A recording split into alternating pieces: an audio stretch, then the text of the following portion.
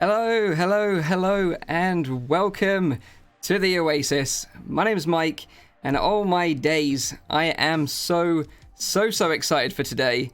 So welcome to the stream. Today, as you probably guessed, we're going to be watching the Facebook F8 live stream together here on the channel, and I'm going to be commenting on the live stream. We can discuss the news and talk a bit more about it later. And yeah, it's going to be really fun. I'm really looking forward to this. So I hope you guys and girls enjoy this as well. For those that don't know what F8 is all about, it's a yearly event that is hosted by Facebook. This year it's taking place at the McHenry Convention Center in San Jose in California, and will likely mark the release of the Oculus Rift S and of course the highly anticipated Oculus Quest. So I'm super excited, and I know many of you in the chat are very excited too. So hello to you all that are watching this live. I really appreciate you coming to join me live and get involved in the conversation. So just a quick heads up, the official live stream starts in around sort of 50 minutes. And it will be live streamed, and then I'll be restreaming it here to YouTube. So if you want to grab some snacks or get a drink and just get ready to sort of relax and enjoy the stream, then you've got plenty of time to do so.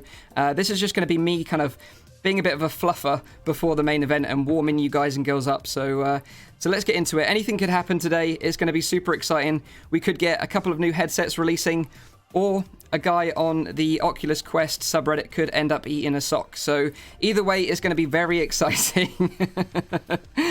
So thanks again for everyone joining us live. Let's see who's in the chat and say hello to a few people. It's moving crazy fast, so I'll try and keep up with it. Casual Gamers in the house, hello to you, mate. Charles Zoid, hello to you. Casey Buds, Yellow, Mark Spielman, Jamie Flood, James B. Hello to you all. It's awesome to see you all here. It's amazing to be doing this. For those of you that are sort of regulars on the channel, you'll probably know that I don't really live stream very often, and you'll probably guess from all the test streams that I did last week. And every time I tried to do a test stream last week, I ended up going live, and a lot of you who are like notification squad peeps were like jumping straight in, asking me what was going on, and it was just me testing stuff, and then that would get posted to the Quest subreddit, and people were losing their minds there. So apologies for all those sort of little teasers last week. I did finally get things up and running, and I think the stream's looking fairly nice, so I hope you guys and girls enjoy it. So let's say hello to a few more people. Brett Gleason is in the house. Orion Gaming, Faded King, hello to you. Eric Bazinga, one of my Discord members, hello to you, thanks for joining us. If you want to join the Discord, by the way, there is a link in the description down below. We're going to be doing loads of cool stuff there. Theodore Jenner, thank you very much for your super chat donation, $1.99. And as you can see, you got my little VR animation and a little Back to the Future alert. VR Addict videos, thank you again for the super chat. Really, really appreciate it. But like I was saying, there's a link to my Discord server in the description down below. We've got a cool server there, moderated by the amazing Meggles. She does a fantastic job over there. And we've got some really dedicated VR enthusiasts over there that are super excited about the Quest as well. So if you're looking for someone to play with when you get the Quest, you can. There's a channel in there for meeting other players that you want to play together with. So it's going to be really easy to meet up with other people, like-minded people, talk about VR. So if you're interested, go and check the link in the description down below. So let's say hello to a few more people. Rocksteady, hello. Paradise Decay, hello to you. You want to put slow chat on? I have no idea how to do that, dude. Paradise Decay is a moderator in the chat. He's always been there for us as content creators. He's a content creator himself. He's also really, really helpful when it comes to moderating my chat and moderating the podcast chat, which is the F Reality podcast, which is a weekly VR talk show every Saturday live on the F Reality YouTube channel. So if you're interested, go and check that out. We deliver the freshest weekly news, talk about the latest releases, and information from the industry every week on that show. So if you're interested, go and check that out as well. But if you're interested as well, go and check out Paradise Decay's channel. He literally records and uploads every VR game practically, and hats off to the guy for finding time to be able to do something like that. So if you're really looking for an obscure indie game, you want to see some gameplay, most likely Paradise Decay has played it, so go and check him out, go and subscribe to his channel to say thank you. So yeah, let's see who we've got in the chat. Night Shift, give us the Quest. I know, that's what we were all waiting for, right? The Quest. Extus VR Houston, thank you very much for your super chat, really, really appreciate it, thank you very much. So yeah, you know, it's going to be a really interesting day. I have no idea really what's going to happen. I think it's likely that the Quest and the Rift S will likely get announced today. So it's going to be super interesting to see what happens. James B, thank you for your $2 super chat. Really appreciate it. So Ooga Booga, hello from Yorkshire, a fellow Brit. Hello to you, mate. How you doing? Marcus Schumer, hey Mike. Hello to you, Marcus. Good to see you. Guy Phillips, look at the camera. I'm trying to sort of look at the chat at the same time. I'm a one-man band here. I don't have my teammates like I do on the F Reality podcast, where I just concentrate on delivering the news and they do all the hard work behind the scenes. So I've kind of got to do it all here. So yeah, so I'll try my best. But like I say, I'm fairly new to streaming as well, so I'm still sort of getting to grips with it. Steve Lewis is in the house, who is a member of the channel. You can tell by the little emoji that he's got on his name. So hello to you. Put the chat on slow mode. Let me see if I can do that on the iPad. I don't think I can. I don't even know what slow mode means. I guess that slows down the chat. So yeah, like, let's talk about the Rift S and the Quest before we sort of get into the live stream then. And we can talk a bit about what we know so far and what we're likely to learn today. Thanks to David Barrett for the super chat. So let's start with the Oculus Rift S, because this is the sort of headset that maybe is the one that people are less excited about today. Obviously, the main hype around today is all about the Oculus Quest, but, you know, the Rift S is a super interesting headset in its own right as well.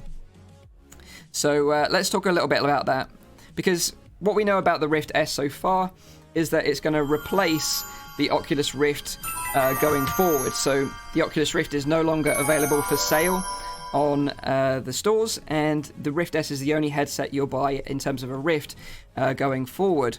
But that doesn't mean the Rift is going to be forgotten. You know, if you've got a Rift already, you don't need to worry, because, you know, the games that are going to be releasing on Rift S and the games that are going to be releasing on Rift are going to be exactly the same. So you're going to be able to play them on both, which is great. And that's going to be the case for at least a good couple of years, I would say, going forward, until we get a full Rift 2.0. But there are some slight advantages to the Rift S. You know, I managed to get my hands on it back at PAX in Boston. And I have to say, I was quite impressed with the headset. It was way more legit than I thought it was going to be. So, you know, it's one of those things that you really have to sort of try it to understand how cool it is. Got a lot of super chats coming in. I really appreciate you all super chatting. Thank you very much. Really appreciate it. King's a Kid donated $2. Thank you very much for your donation. Let's have a little drink. So maybe I can show some trailers where I talk a bit more about the two headsets, some trailers to get you hyped. So here we've got, I think this is the Stormland trailer.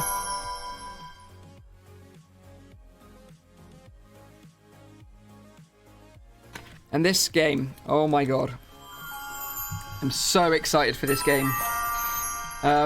It's incredible looking in the Oculus Rift S, and it's just going to be so much fun. Like, the mechanics in this game are just so nice. Like, when you first start off as a sort of robot at the beginning that's been left abandoned, as you can see here, and he's practically left for dead, and then gets sort of comebacks to life with a little spark, and then has to seek out his buddies to kind of rebuild himself and fight against this new threat that's landed on the planet. Resmart, thank you for your $5 super chat, really appreciate it. But the great thing about this game is when you start, your arms do look like that. They're all covered in sort of moss, and they're kind of broken. I think on one hand you're even missing a finger, and then you kind of have to slowly repair yourself by scavenging parts from your fallen comrades. It's such a nice game. The landscapes are beautiful, the environments are amazing, and this is probably one of the most anticipated titles for me that I'm looking forward to the most. One key thing about this game as well that's worth noting is that you're going to be able to play it cooperatively with your friends. So you're going to be able to go on adventures together and go on Destiny-style raids together, which is going to be amazing. I'm really, really excited about this. And this is where, you know, having the Rift S, you're going to have a benefit because you've got a slight resolution increase over the original Oculus Rift, albeit it is slight. But the clarity of the new display does look really nice. It's a real sort of pixel-dense display, so the image does look really great. And I know a lot of people were disappointed with the fact that it's like an 80 Hz display over a 90 Hz that we've already got on the Rift. But it really is great. I can tell you that from my hands-on experience with it. And really, you don't notice any difference between 80 Hz and the 90 Hz. Okay, so let's see what people are asking. Slow mode basically puts a cooldown on the messages. Yeah, that's probably a good idea, but I wish I knew how to do it. So apologies. Thanks again to Marty Mooney for the super chat. So Jason E, he's saying he works at Best Buy. He hasn't got the display yet. Someone else just saw Index for the win. Yeah, I understand that, you know, the Valve Index, likely we're going to get more information about that headset tomorrow, if you're interested. So tomorrow's going to be a very exciting day as well. I'm not going to be live streaming anything because I don't think there's any event going on. It's just a case of the store page for the Valve Index is likely going to go live tomorrow on Steam. The thing is, like, this is just prediction, by the way, but the thing is about the Valve Index is that it's likely going to cost practically double the Rift S and Quest price, which is of course $800 US. That's my guess. We don't know that for sure, but I think when you're producing a headset, you know, with all these new specs that they want to throw in there, and you're going to need base stations to track the headset and the controllers, and you've got lots of the research and development that they've invested in these brand new Knuckles controllers. There's no way that they're going to be able to release this headset at $399, but again, that's just my opinion. It could be, but I highly doubt it, and I think that headset's going to be $800 US. So if you're interested in the Quest, tomorrow is the Index. Tomorrow is the big day for that, and you're going to be able to check out all the information, hopefully, on the Steam store page. But yeah, I'm super excited about the Index as well. Like, you know, although I'm excited about the Quest and the Rift S, I'm also mega excited about the Index, and we'll likely be doing a video on it as soon as we've got some more information. Stop the donation sound. Yeah, I hear that as well, by the way. Super chat is too loud. Okay, let me see if I can quickly fix that. Because that's going to get kind of fairly annoying quick for other people. So I'm going to try and fix that quickly. So I'll switch it to another trailer so you can kind of look at something pretty while I sort of fix that in the background. And this is the trailer for Vacation Simulator.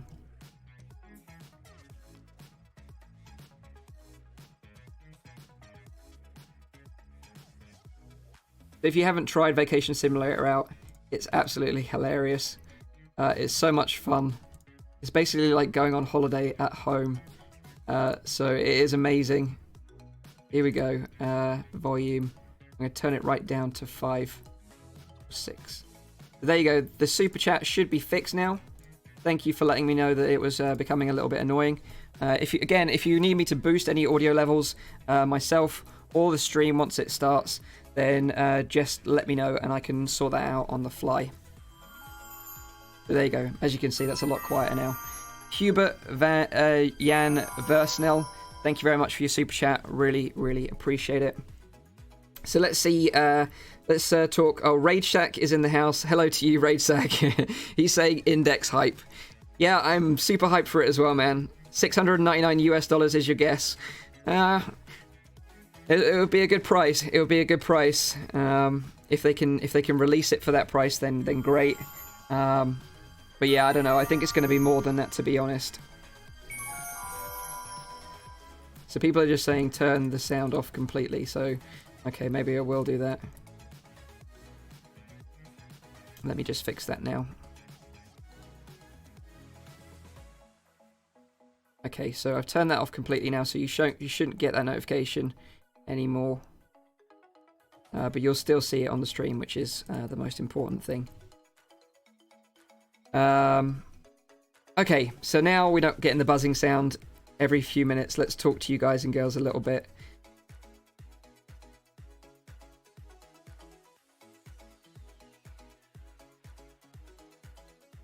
Okay, yeah, I've turned the super chat off now. Thank you for letting me know that it's annoying. I have turned it off so we can just enjoy the stream now. I do appreciate the feedback. Okay, so there we go. Yes, thank you very much. So, did the conference end? No, it hasn't even started yet, iCube. It will be starting in around sort of 38 minutes. Hopefully, fingers crossed. And then we can watch it together. And then we can talk about the news that comes out of the event, what we think. Hopefully, we get some more information about some new and exciting games. I'm just showing the trailer now for Vader Immortal. Another game that I'm really excited about. This one I thought was going to be exclusive to the Quest for a little while, but I think Oculus understood that that was going to upset a lot of Rift owners, so they're going to be releasing it on both the Quest and the Rift S. We don't know if it's going to be like a timed exclusive on the Quest for a little bit and then release on the Rift, but we should find out hopefully today. But yeah, this looks great. It's going to be an episodic experience, so this is going to be episode 1 that's going to be releasing, and then you're going to be able to play the other episodes from there on out. So it's going to be super great. Really looking forward to it.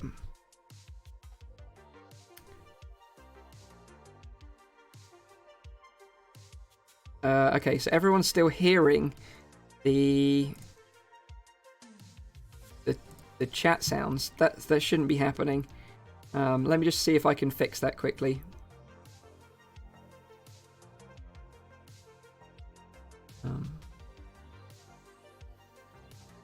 They should have been completely turned off now, so I'm surprised.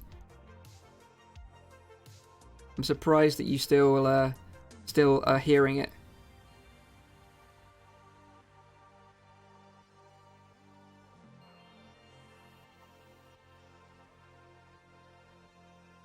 Let me see if I can fix that. So entertain yourself in the meantime.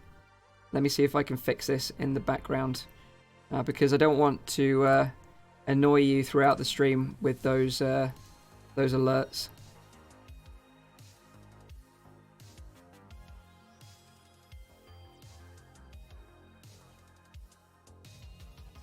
See if I can find it.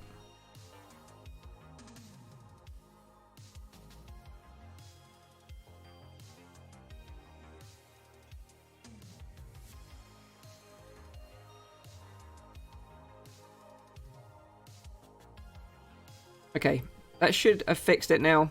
I've actually turned the alert box off now, so you'll just see the super chats at the very bottom now, and it shouldn't ping any noises.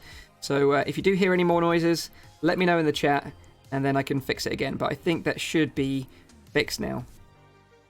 So let's move back to me. So hopefully that's fixed everything. So yeah, let's talk about the Rift S very quickly and the sort of specs of this headset, because it's kind of interesting that they've gone this route with this headset. It's kind of unique because it uses a single 2560 by 1440 LCD panel, which equates to 1280 by 1440 pixels per eye, and it runs at 80 Hertz. So it's pretty much the same panel that they're using in the Oculus Go, same Fresnel lenses, same optics, same fixed sort of IPD. You know, they're fixed in place. You can't adjust it mechanically. You adjust it with the Rift S in software, which I know a lot of people were disappointed about because a lot of people like mechanical IPD. If you're not aware what IPD is, it's basically the distance between your eyes, and you need to calibrate this correctly so you've got a nice, comfortable experience when you're in VR. But having tried it when I was at PAX, I have to say, you know, there was a software-based IPD adjustment in there, and I was able to adjust it down to my IPD, which is around sort of 5960, so quite low on the scale, and I was absolutely fine. I think it goes up just above 70, and then you'll sort of be okay. Ideally, the sweet spot is if you've got an IPD of 64 or 65. Now, if you want to learn what your IPD is, then you can check it out. There's an app on the App Store right now. I can quickly show you it. It's a really great app. I only found out about this today, but it's really cool, and it's called iMeasure. It's going to be that one. I don't know if you can see that. Can't really see that. It's called iMeasure, and basically uses the depth camera of your iPhone, if you've got an iPhone 10 or better, and it can accurately measure the IPD, the distance between your eyes, so you can get calibrated. You know exactly what it is when you need to set up your headset. Okay, so everyone's saying it's off. Yeah, I had to turn it off, but you should get the notifications at the bottom. I can see the super chat here, so again, Reese, thank you for your super chat donations, and Josh, thank you again.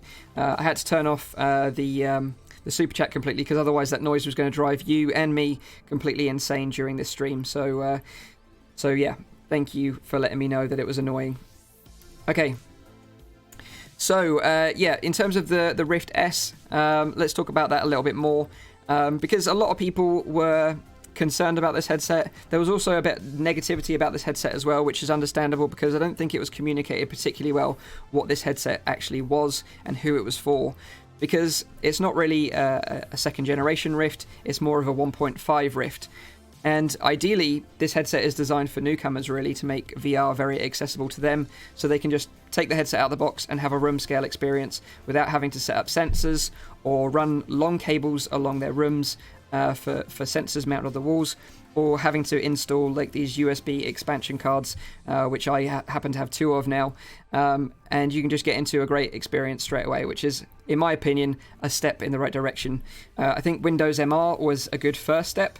It has its limitations as well, but with the new Oculus Insight system having more cameras and better tracking overall, it's actually way better. So yeah, I'm super excited for the Rift S as well. Okay. Everyone's saying I'm looking at the wrong camera. Like, my camera is there, but I tend to look at myself when I'm talking to you guys and girls. I don't know why I do that. Okay, so if you've got any questions, by the way, let's talk to you guys, answer some questions, and then we can talk a bit more about the Quest, which is the one I know you're all super excited about.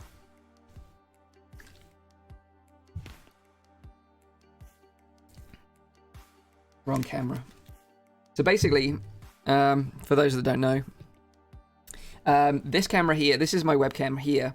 But of course, I'm going through my notes, looking at the chat at the same time. So it's difficult to talk to you directly, but I will try my best. Like I say, I'm fairly new to streaming, so, you know, cut me some slack.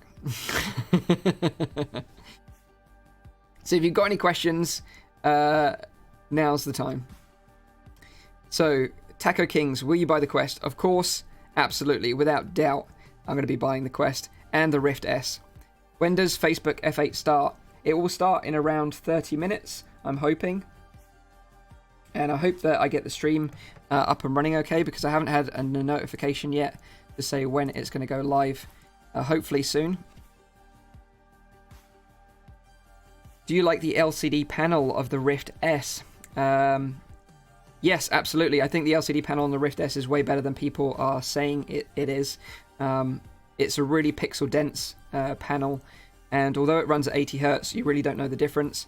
And it does look a lot clearer and sharper in the headset, with reduced screen door effect and reduced God rays as well. So if they bugged you on the initial Oculus Rift, then you'll enjoy that on the Rift S. Let's see. What's the battery life on the Quest? It's a really great question.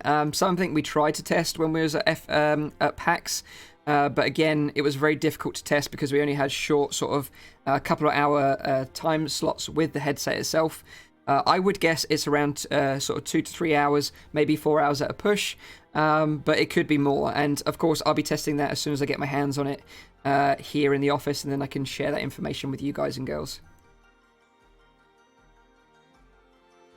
Are you going to watch the event in VR? No, I'm not going to do that, but you can do that. There is actually an event in Oculus venues right now where you can watch the stream in VR with a bunch of other people. So if you've got an Oculus Go or a Gear VR, then you can watch the event in that headset. It's kind of strange that over the last couple of years they've held events in venues on the actual Oculus Go and Gear VR, but you couldn't watch them on the Rift, which is a real strange move, because it would probably be the best headset to watch it in, because you know you've got the best resolution and everything else in there. So it's kind of strange that they don't do that.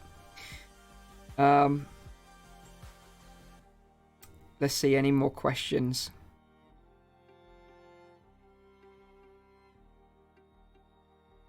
When will the Rift S release?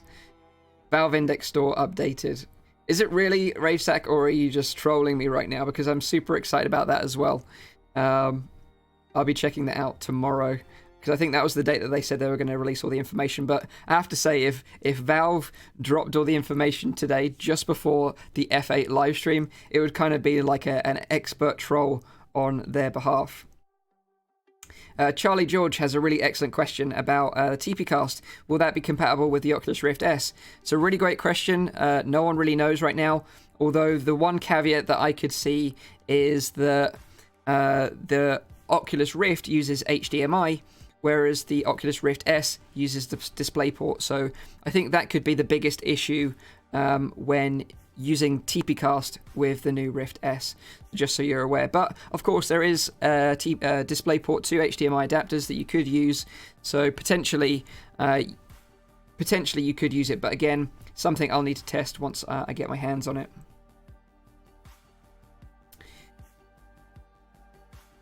That's totally a Valve flex. Stefan in the house, aka Rue. He's a Twitch streamer that streams Beat Saber regularly and part of the Live crew. So hello to you. Thanks for joining us. I'll quickly check out the store page for the index. If it is there, then I can show you guys. So let's quickly have a look.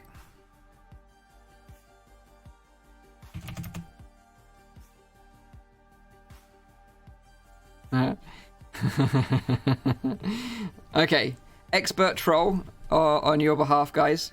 But yeah, no, there's no more information on the index page. But thank you for the troll. I appreciate it. Okay, let's get these back up and running. Okay, Tortilla, how is your day going?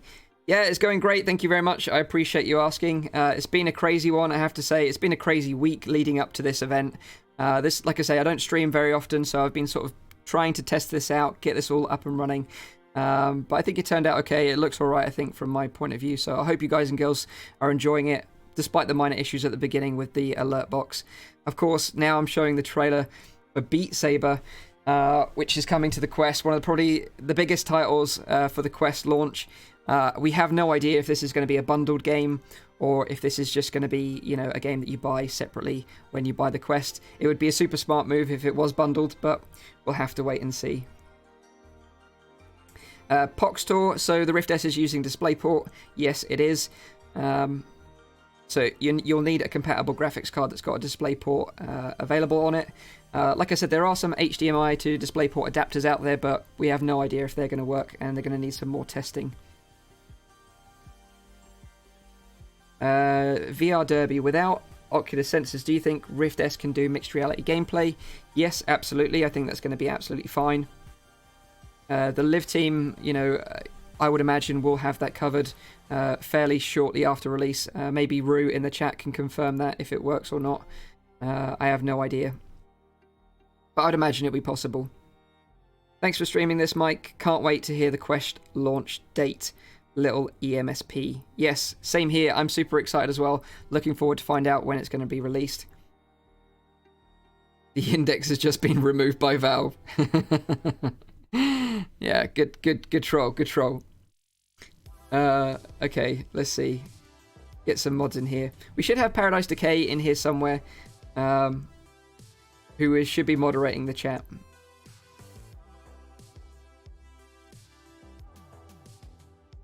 Rage Sack, the index page was taken down. I'll message you a pic. Okay, well, message me a pic. DM me on Twitter, and then if you've got a picture, then I can maybe share it, especially if it's got any new information. So yeah, Stefan, will the Quest and Rift S be able to do mixed reality using Live in the future? He's in the chat, so maybe he can answer that question for you now. So let's, we've got maybe 25 minutes to go before the Facebook F8 live stream. So let's talk a little bit about the Quest, because, you know, this is what everyone's excited for. This is the one that most of you here in the chat are going to be looking forward to pre-ordering or purchasing, whatever happens today. And so yeah, let's talk about that, because we know Oculus's plan for this headset, they've got a plan to get 1 billion people into VR. And what they said during Oculus Connect 5, whilst I was there in California, was that they needed 10 million people on each platform, Rift and Quest, to make it sustainable and profitable for them and developers. So Paradise Decay is saying that the index thing was legit. So let me skip back. Let me see if I've got anything in my DMs on Twitter, and maybe I can show you.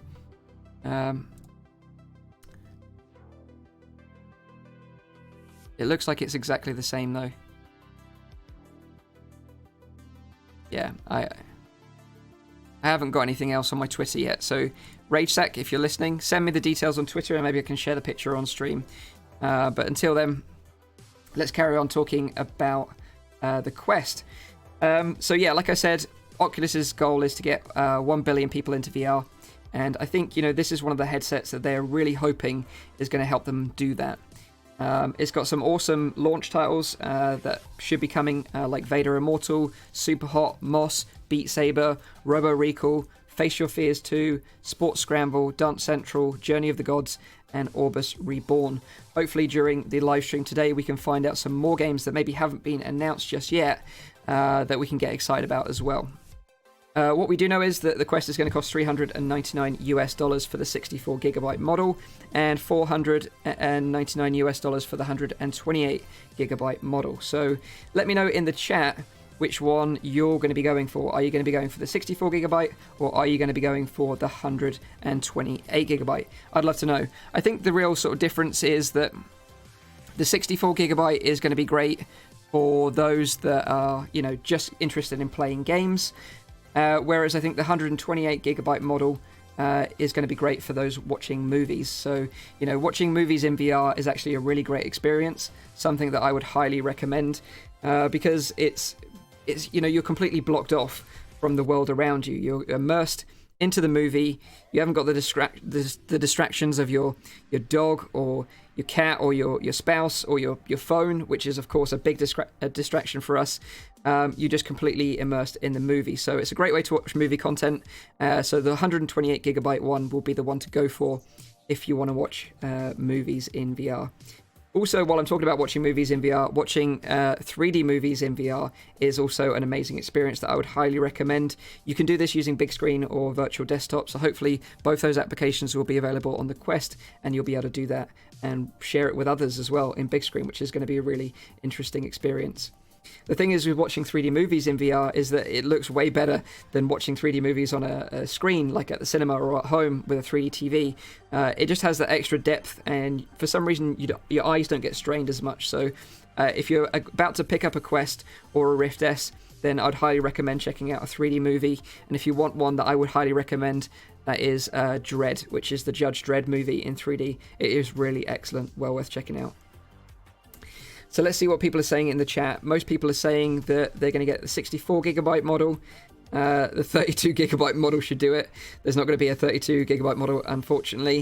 128 from Linus Sewell. He says he definitely needs the extra storage. Alan says 64 gig will give you about 48 gigabytes left. Of course, because the operating system will be taking up some of the space on the headset itself, which is understandable. But then again, you know, what we understand from games on Rift is that the games could be sort of, you know, relatively small. Around 2 gigabytes each is my estimate. So you're not going to be, you know, using that much space if you've got like 10, 12 games on your system. You're still going to have a little bit of room left on the 64 gigabyte model for a couple of movies as well, I'd say. So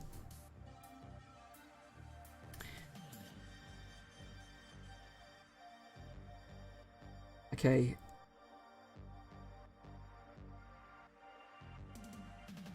So Hans Gilstrom says, I remember when Nintendo first came out with a Virtual Boy. Yeah, you're a real OG, man. Real OG. Like, I've never actually played with a Virtual Boy myself. I've never actually had one. Never got to play with a real one. But I did sideload an emulator for the Virtual Boy on the Oculus Go. There is a video on the channel if you're interested in checking it out, and I played Wario Land and Mario Tennis on there. And it was actually a really cool experience, and I think playing those emulators for the Virtual Boy is probably going to be the better experience playing it on the go than it is on the real thing. So I'm sure someone clever out there will probably make a similar experience available for the Quest, so you can probably play some Virtual Boy emulators on the Quest if you're interested in checking out some real retro VR. Night Owl, how long till we start? Probably around 18 minutes now. Again, I haven't had any notification on my email of about when the stream is going to start. I have... oh, here we go. I've got a notification now, so let me just queue that up so we can get ready for it. Okay, so yeah. Okay, so I've got the Facebook for Developers page up, and this is where it's going to be live streamed. So this is where I can share it with you. Let's see what everyone else is saying.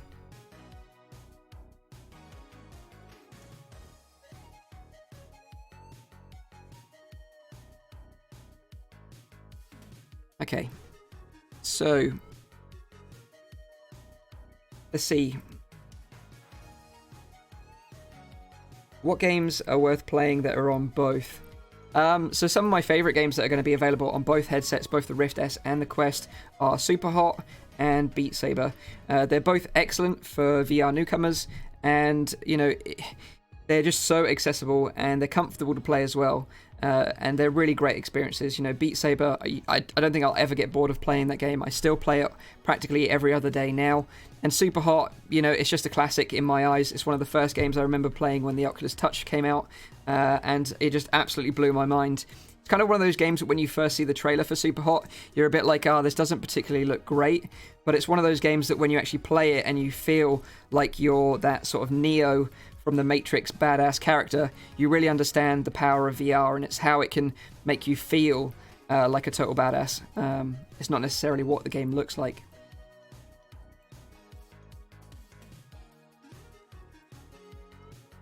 Richard Cervello, I pre-ordered the Rift S this morning on Microsoft.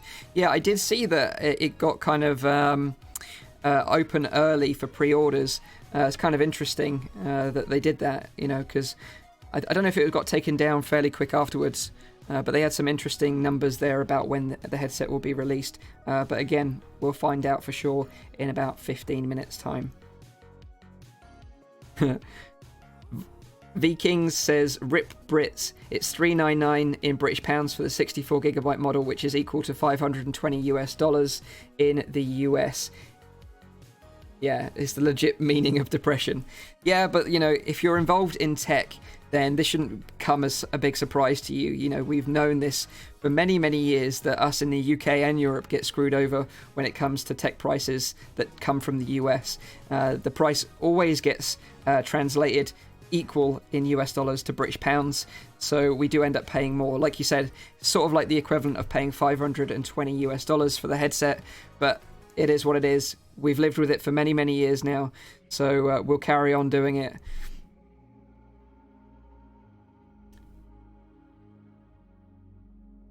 So Lucas, hey VRO, as a fellow Brit, are we limited to only online purchasing? Well, that was certainly the case last year during F8 when they announced and released the Oculus Go.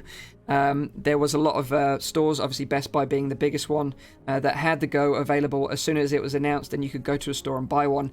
A lot of my colleagues and friends like VR Gamer Dude, Don, and Caleb and PSVR Frank, who are all stateside, they were lucky enough to just go into a store and pick one up straight away.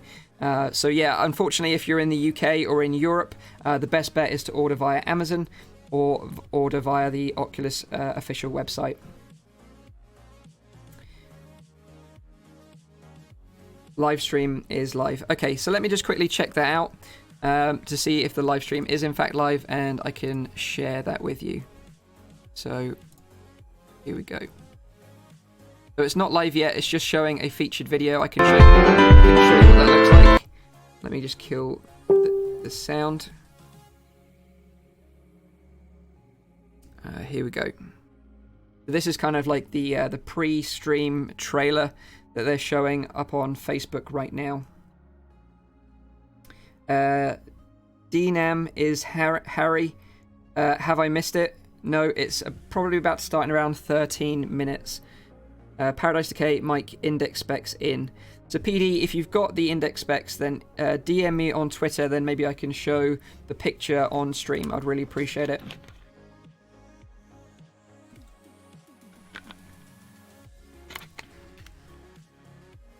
Steve, singing the Frank Show. What?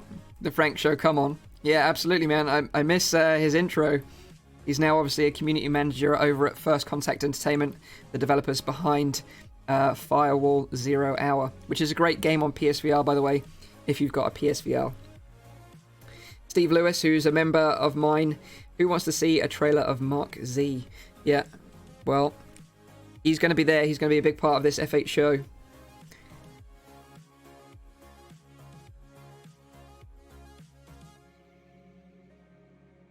Okay, so Tad Springer is saying my eardrums hate you right now.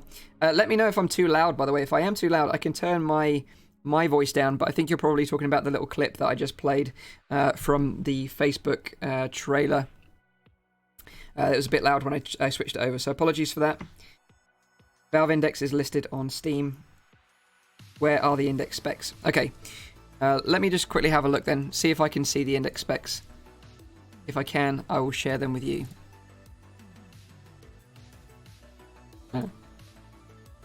Okay, right, yes, here we go. So this is the Valve Index headset. Wow. So let's have a look at this together, because this is the first time I'm seeing this as well. So this is super, super interesting. So we've got some nice pictures of the headset here that we've never seen before. This is like amazing expert trolling from Valve. To do this on the day of F8 is pretty next level. So let's quickly look at this. Some nice side profile shots of the headset. We've pushed the visual, audio, and ergonomic technologies to create best-in-class VR experience. High fidelity visuals. Nice. We've got the resolution here. So it's a 1440 by 1600 RGB LCD panels, providing 50% more subpixels than OLED. So it's the same resolution panel that is actually going to be in the Oculus Quest, but is using an LCD just like the Rift S rather than an OLED panel. But this is mega interesting. This is the first time I've seen this, but the Valve Index headset runs at 120 Hz with backward compatibility to 90 Hz, as well as 144 Hz experimental mode. Mind blown. 120 Hz. I wonder what that even looks like. Valve Index displays have illumination period. Okay. 5 times improvement over the first generation PC VR headsets. Optimized field of view. 20 degrees more field of view than the HTC Vive for typical users. That's pretty incredible. The custom lenses built into the Valve Index headset maximize field of view without sacrificing edge-to-edge clarity. High geometric stability allows you to look around the scene by moving your eyes, not just your head, with minimal shape distortion. Wow. Yes. Very exciting. Built-in audio, of course. This is one of the features that I complained about when I tried the Rift S that, I wasn't that happy about. Because, losing those built-in earphones, I loved them on the Rift, so losing them on the Rift S was a big deal for me. So I'm super happy that the Valve Index is going to have them back. Super comfortable, it looks like. Designed by makers for makers. So this is interesting. We are a company of modders and makers. We make sure that there is room to experiment and play. The Valve Index HD HMD includes stereo global shutter RGB cameras. Okay, this is the expansion slot. Lovingly referred to as the frunk. The front compartment includes a USB 3 Type A port, specifically made for tinkerers and makers. Specs and details will be provided soon. So this is the thing that has confused me the most when it comes about this headset, because no one knew what it was, and it just seems like it's a crazy USB port for people to play around with and do some funky stuff with, which I'm completely welcoming. Some funny people thought that it would be a good idea to maybe store your little snacks in there, like a Pez dispenser. I think that would be a really good idea. Getting in VR can be some hungry work, so having your little treats in there would be super nice. So there we go. There are all the tech specs. What we don't know, of course, is the price. Just to recap, Valve Index 1440 by 1600 LCD display, running at 90, 80, 120, and 144 Hz in experimental mode. Double sort of element canted lenses design. 20 degrees more FOV than the HTC Vive. So you're talking about 130 degrees FOV, which is interesting. Mechanical IPD adjustment from 58 to 70. And, it's going to be using Steam VR 2.0 sensors with the Valve knuckles as well. Wow. Expert troll. So here we go. We've got the price here. This is interesting. £919 in the UK. So that's around $1,000 US. So I called it here first. It's going to be super expensive. Rage Sack, if you're in the chat, you're going to need to eat a head strap or something. Because you guessed what, $699? But yeah, $1,000, £919. That is legit an expensive headset. So, this is really where, the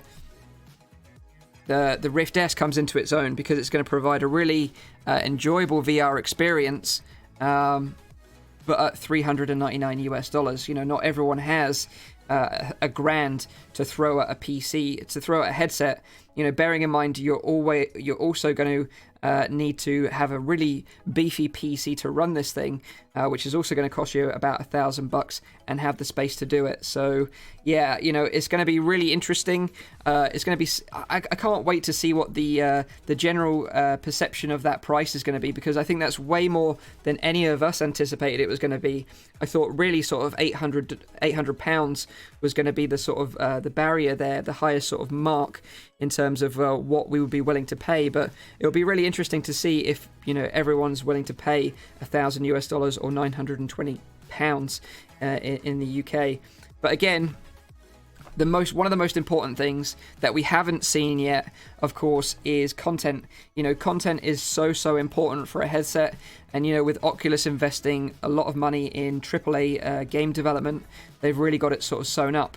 So if Valve, comes to the market with these 3 rumored first-party Valve games, then that could be a compelling enough reason to sink that amount of money, especially if it's going to be something like Half-Life or Left 4 Dead or something similar, or Portal. So keep an eye out tomorrow. Hopefully we find out what these games will be.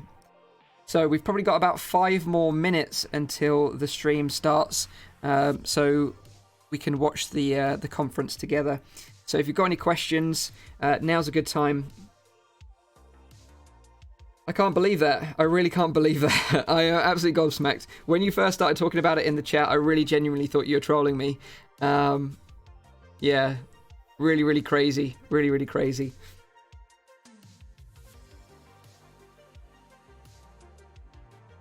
So I'm just going to test something quickly.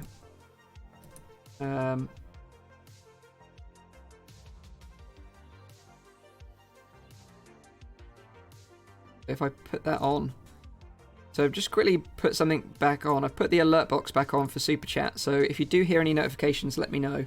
But you shouldn't hear them now. I think I've managed to mute them in the headset, so you shouldn't hear it. Double Dog, Half-Life 3 confirmed. Yeah, well, maybe. We'll find out soon enough. Benjamin asked, am I going to get one? Absolutely. Yeah, I think it's my my duty as a VR content creator to buy one, and of course, check it out on the channel. Shipping end of June, I think it said, like 26th of June, which is shortly after my birthday, so a great time to buy a headset.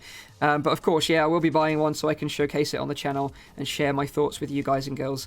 I had it in my mind that, I was going to buy a Quest, a Rift S, potentially a HP Reverb, but now with the Index coming out and it being so expensive, I've kind of dropped the Reverb and going to go with the Index as well. So that's kind of the 3 main headsets that I'm going to be using going forward on the channel. So if you're excited about those, now's a great time to subscribe to the channel so we can all get hyped about VR together. So let me just see how the stream's getting on. Let me just double check. So nothing just yet.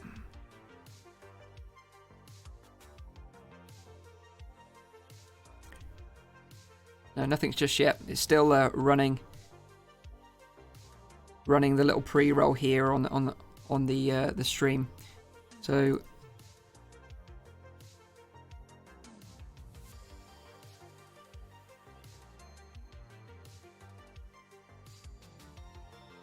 let's see.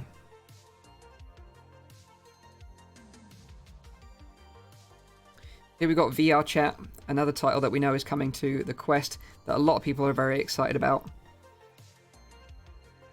Now, this is going to be the first time on a standalone headset that you can jump into, a shared virtual environment and really sort of get social with people. So that's going to be a lot of fun.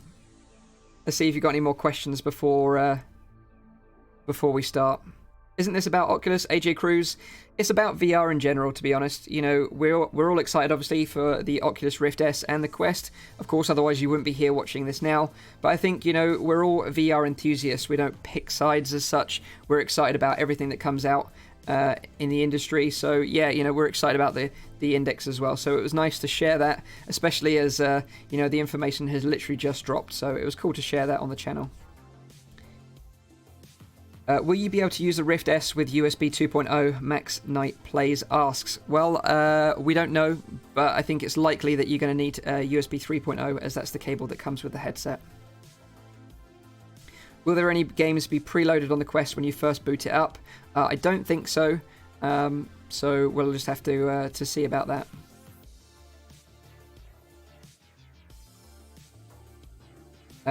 Build it. Big Greek says external batteries. Yeah, that is a thing that I think is going to be the case. You know, certainly with the Oculus Go, I experimented using battery packs. And if you were a fan of the channel and you watched my Oculus Go videos around this sort of time last year, I was able to experiment and get 14 hours straight playthrough with that headset, without stopping or recharging. It was just connected to an Anker battery pack, and I was able to play for 14 hours. So I think you're going to be able to do the similar sort of thing with the Quest as well. Connect it using the USB-C connector straight into a battery, maybe put it in your pocket or on a belt clip, and then you'll be able to play without having to recharge for hours and hours on end. Okay, so a lot of people are saying that the stream is on, so let me just double check that, and then we can go over to that now. Okay, here we go. Perfect. Go find them. Okay. Find people who challenge you. So, the keynote is live, so I'm going to kill the background music. Hear what you have to say. And jump straight to the keynote. Here we go. I'm going to send you a picture of a boy, okay, but you can't tell mom. Let me know in the chat if you need me to turn it up or turn it down. I can do either. One's close. They'll make you feel at home wherever you are. With the right people around you, you can do anything. Hey everyone, we've been working on a new track. So, whatever it is you decide to do with this new life of yours, Ella, don't ask yourself how you're going to do it. Turn it up a bit. Okay, yeah, no worries. I can do that. Ask yourself who you're going to do it with.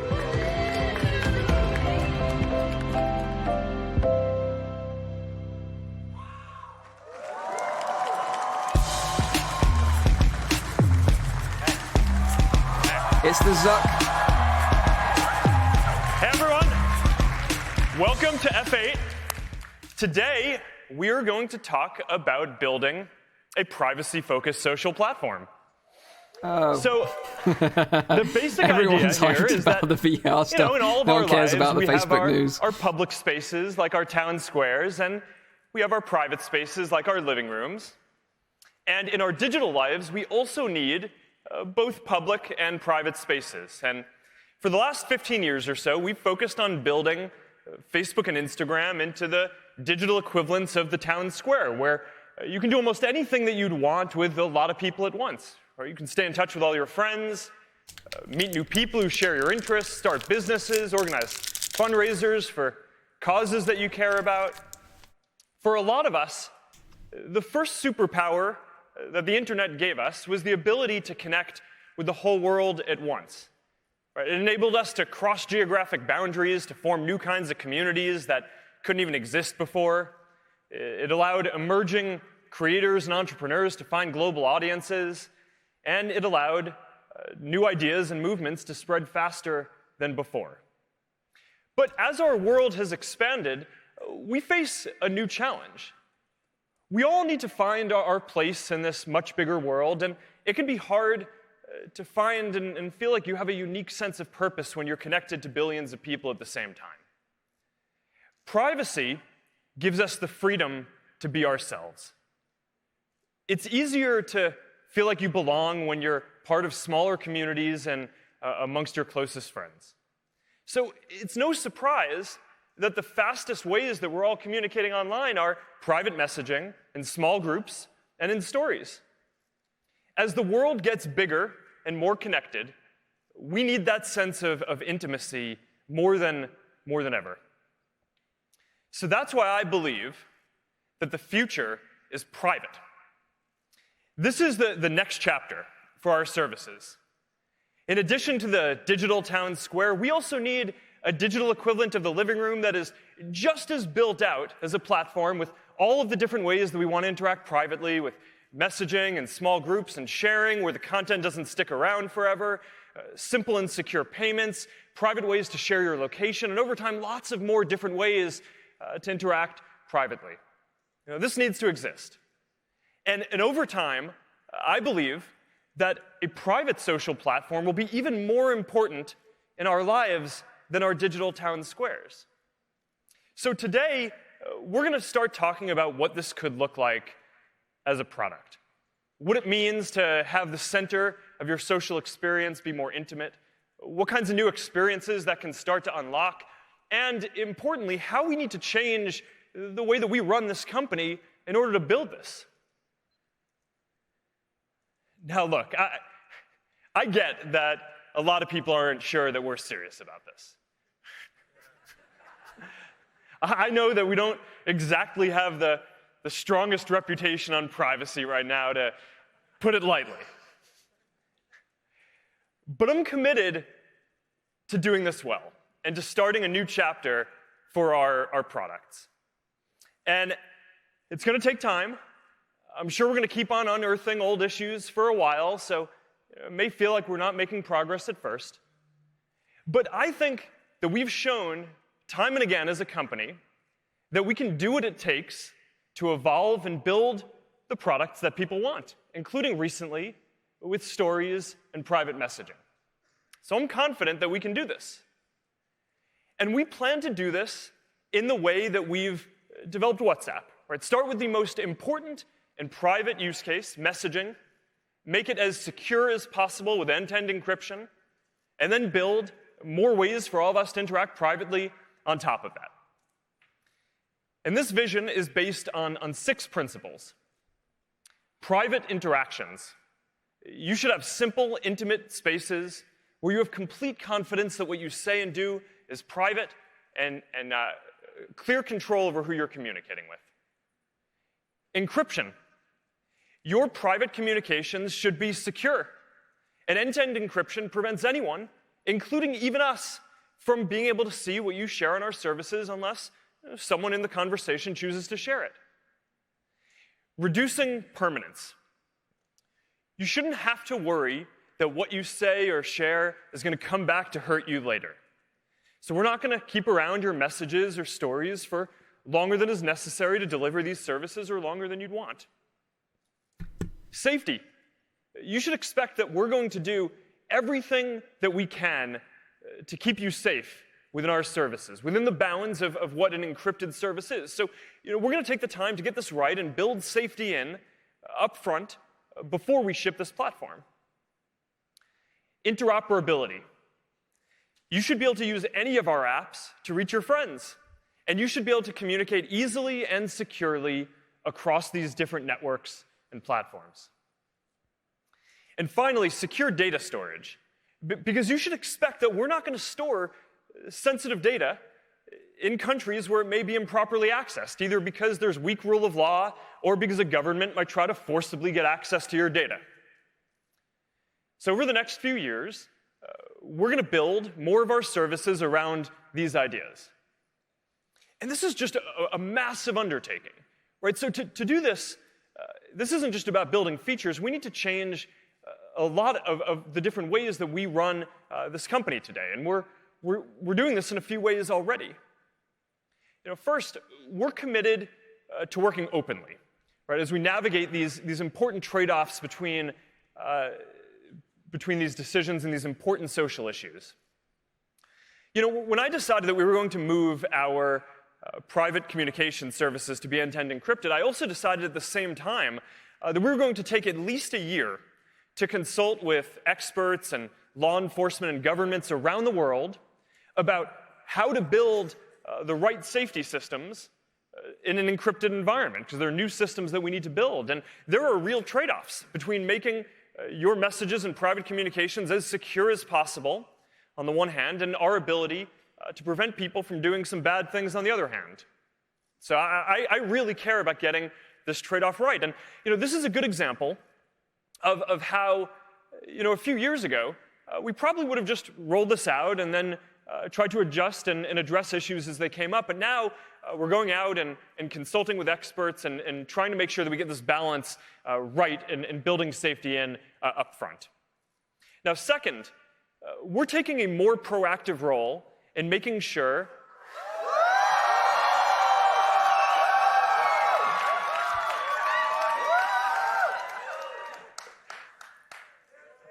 I wasn't expecting that.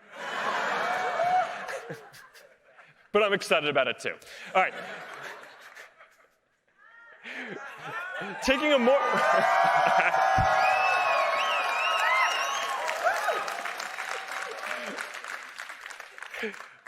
All right, the text does not match the enthusiasm of what I'm about to say, but we're taking a more proactive role in making sure that all of our partners and developers use our services for good. So, last week we rolled out some changes to our developer program to further limit the ways that developers can access data. And I recognize that this makes developing for our platform harder. It adds a lot of friction to the process. But I believe that over time, this is going to help build a more trustworthy platform is going to be better for everyone.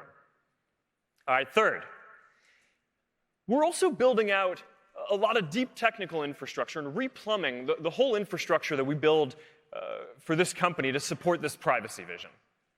So as an example of this, our systems today are already built to know who's allowed to authorize, who's authorized to see the photos that you post, for example. So that way, if someone who's not supposed to see it tries to access it on Facebook, we can block them.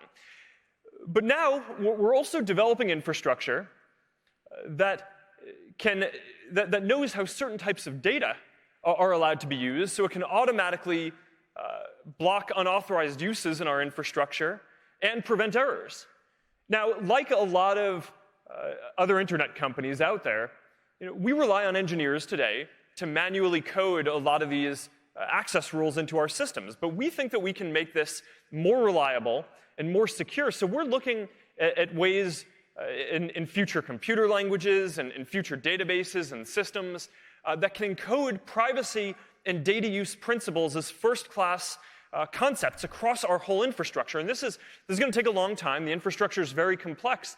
But this is just one of the ways that we're replumbing the whole infrastructure for what we do to support this privacy vision. All right, so overall, this isn't just about a few new features, right? This is a big change in how we're building these products and how we run our company. It's not going to happen overnight, and to be clear, we don't have all the answers for how this is going to work yet. But today, we are ready to start talking about parts of what this privacy-focused vision is going to look like across each of the areas that we're building. So let's start with our messaging apps, which is going to be the foundation of this vision. Now, the first thing that we've got to deliver for all of you is the best private messaging experience by far. Right? And then on top of that, we can start building more ways to interact privately. But the first thing that we need to do is deliver a basic messaging experience, which is the fastest, simplest, most reliable, and most secure of any of the leading platforms out there. So for Messenger, we've been focused on rewriting the entire thing from scratch to deliver the best private messaging experience that there is. And last year at F8, we introduced the first step of this, our new very simple design, M4. So that was step one. And now our next goal is to make Messenger the fastest messaging app out there and to make the app binary size smaller than any of the major social apps.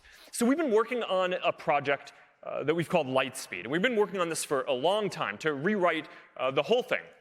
And now we're a few months away from starting to roll this out. And here are some early benchmarks from our lab, looking at how fast this is compared to the other leading platforms out there. Generally, WhatsApp is faster than the other leading platforms, but the other thing that we showed was basically the average of the leading messaging platforms in each country around the world. And Lightspeed is just going to be much faster.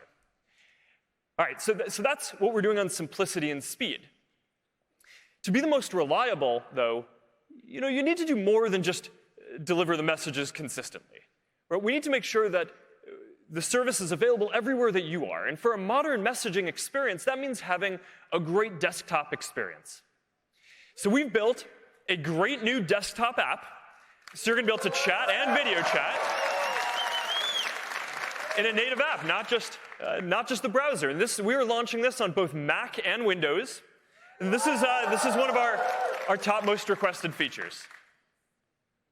All right, so privacy and security. So we believe that a privacy-focused messaging platform has to be encrypted. So we actually launched Secret Conversations a couple of years ago. So you can already have encrypted and ephemeral conversations if you want. But now we're working towards making end-to-end encryption and reduced permanence the default across all conversations. And when we do this, across both Messenger and WhatsApp, we're going to enable more than 2 billion people around the world to have their most personal conversations with each other privately without having to worry about hackers, governments, or even us being able to see what you're saying. So I think that this is just going to be a historically important step for privacy around the world. So with this foundation, the fastest experience, available everywhere, with the strongest privacy and security, now let's take a look at how a private social platform can start to become the center of your social experience. So as an example, we're launching a Friends tab in Messenger. And over time, you're going to be able to see what your friends are sharing with you across our different apps. So if you follow someone on Instagram, you'll be able to see their stories. If you're friends with someone on Facebook, you'll be able to see their posts and their stories. And it's going to be all private updates from friends, no public content.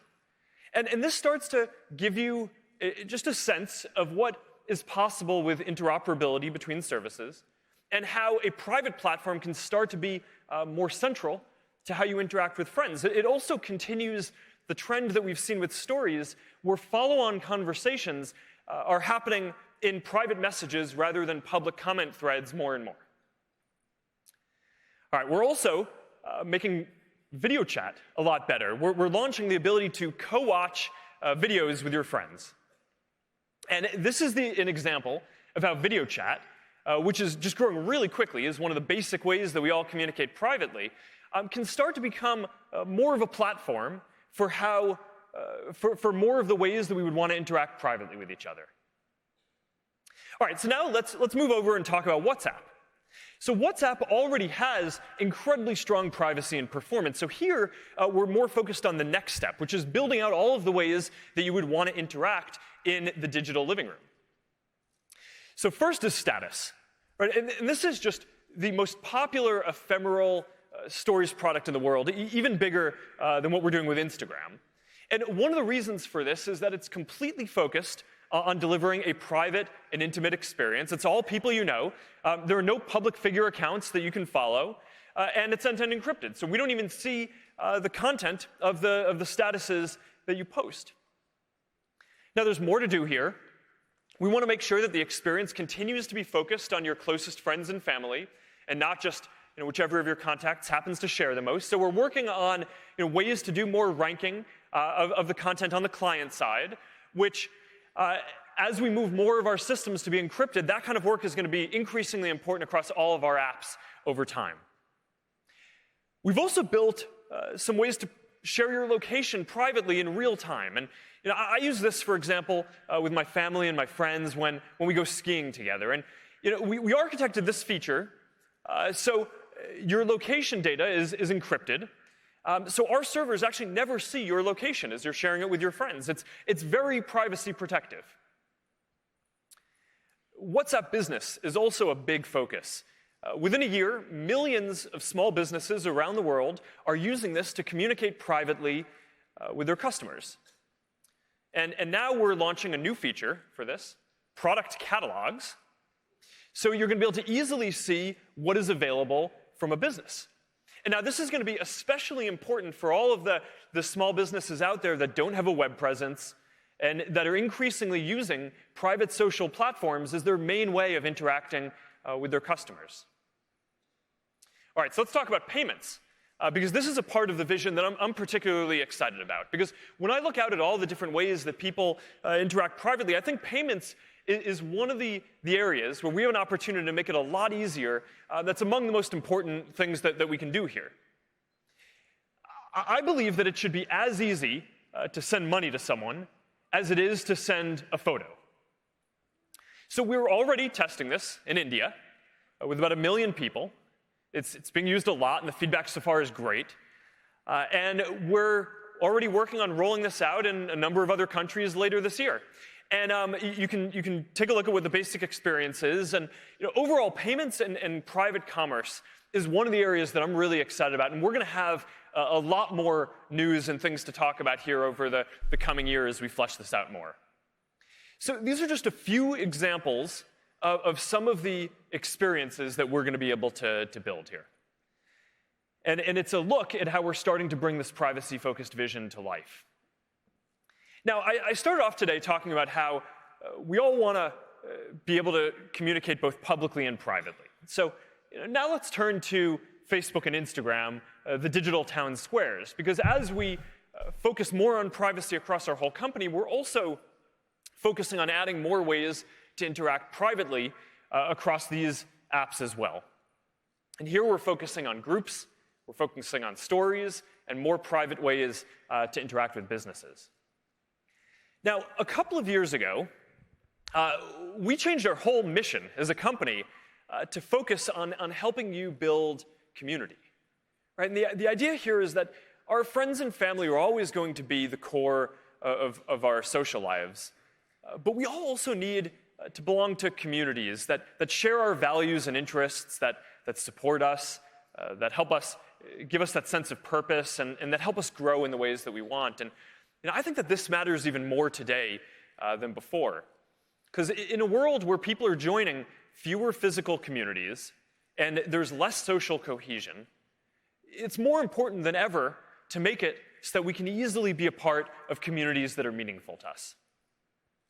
Now, there are already more than 400 million people who are members of Facebook groups that are meaningful to them and that are among the most important parts of their social experience. And these are groups typically where people get together physically, in person, as well as online, right? Like this small group for people who like running and also care about the environment. So they get together and go running and pick up trash around their town. Or like this tight-knit group for military families. So when they get deployed to a new city, they know where to go to ask what school to send their kids to and how to get integrated into the local community. And we believe that there is a community for everyone. So we've been working on a major evolution to redesign the Facebook app to make communities as central as friends. Now, in the history of Facebook, there have been 4 major versions of the product so far, and this is the 5th. So we are calling this FB5, and it has a much bigger focus on communities and making communities as central as friends. So here's a look at what this is going to look like.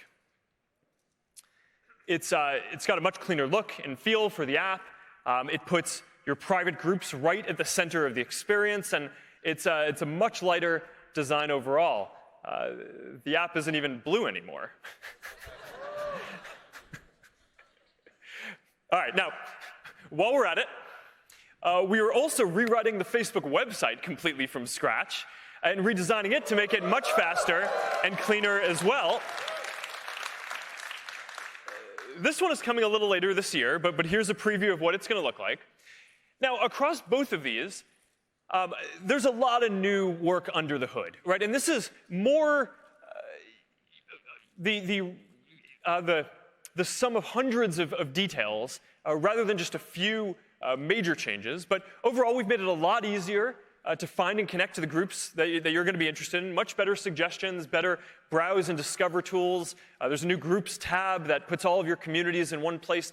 Overall, basically now everywhere where you're going to be able to see and connect with your friends, you're also going to be able to see and connect with groups that you care about. And it all adds up to this feeling that groups are now at the heart of the experience just as much as your friends and family are. Now, while we're doing this, we are very focused on safety here across groups.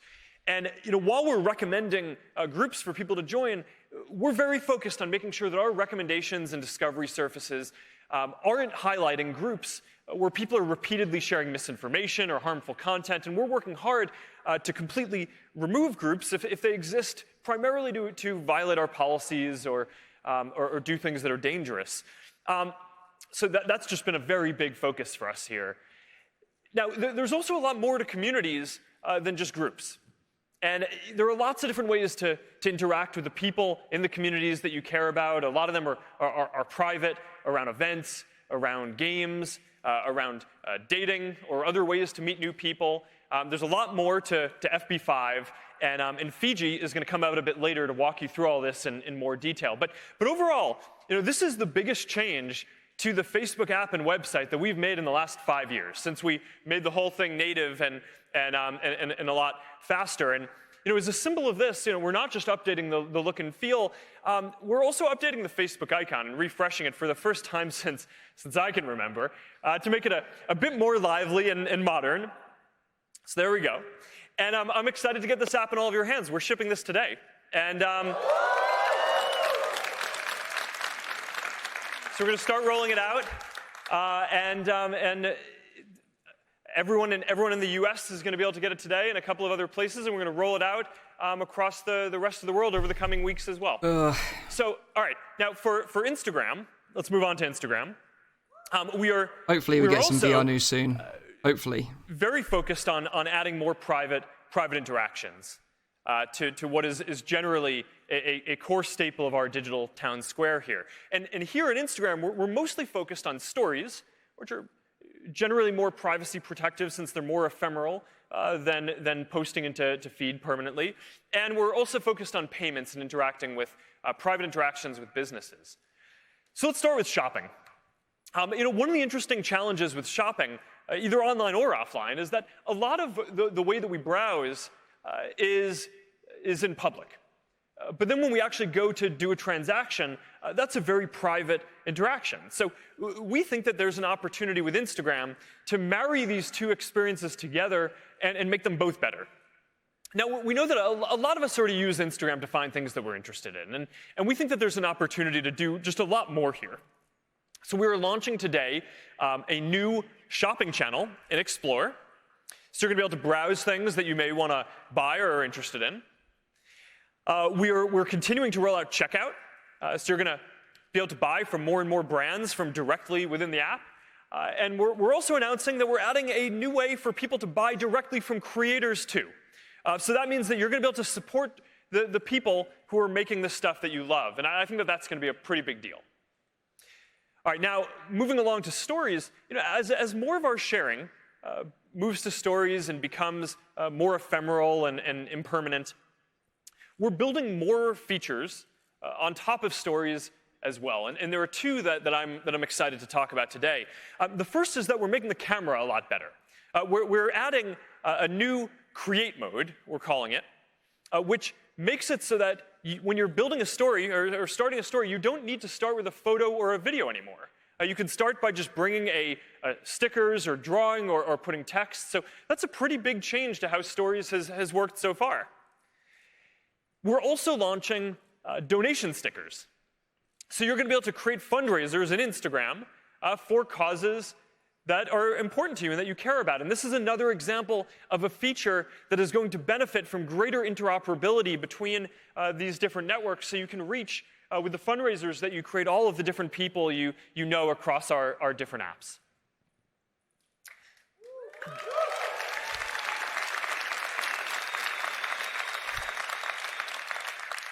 All right, now,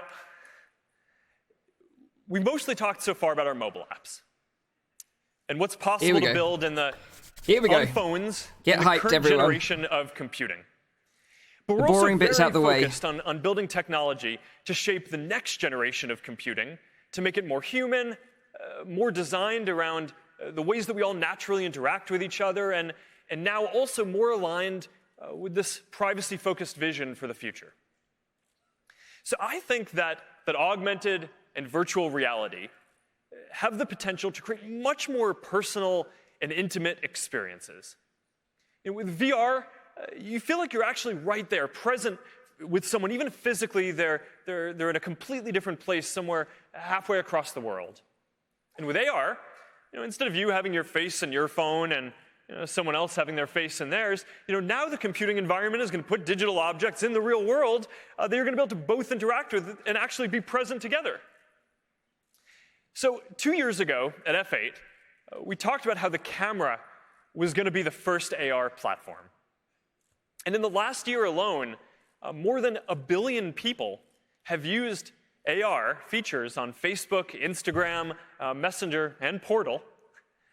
And now, to make this into an even broader platform, we're focused on making it easier to build for.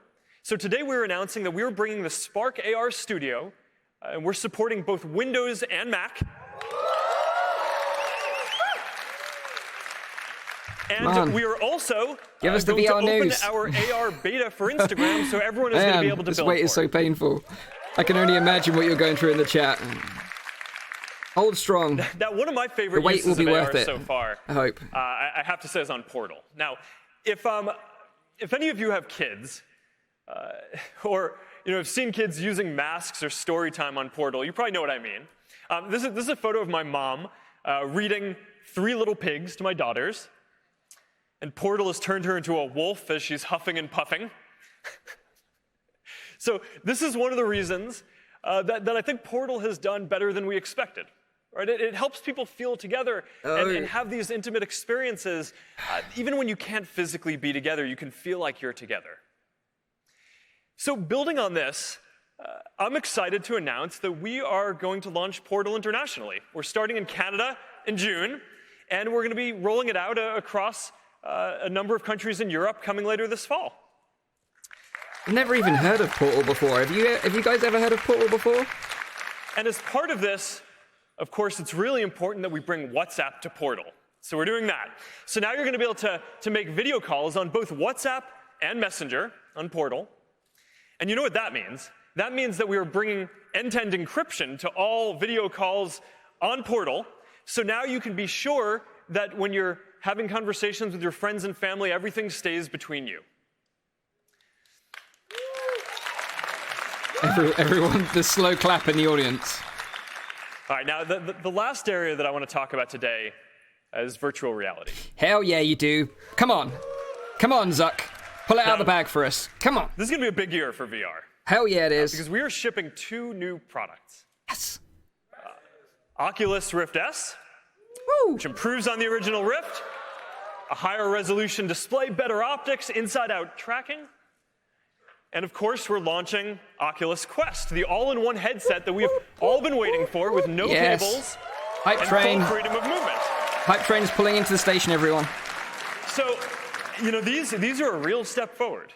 Rift S is the most powerful VR headset that you can buy. And Quest just blows people away because it's the first time that you can just walk around a VR space and fully interact with the people in it. So I'm excited to announce that we are opening pre-orders for both of them today. They're each going to be $399.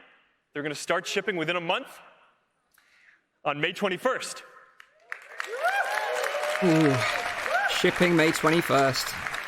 And that's a date that you're all going to want to remember because everyone here at F8 is going to be getting a free Oculus Quest.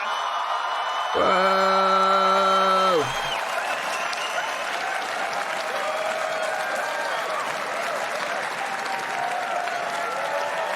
So You get an Oculus Quest.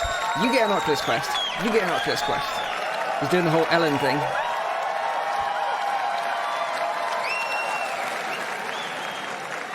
So I'm really excited to get this into your hands. I can't wait to hear what you all think of this.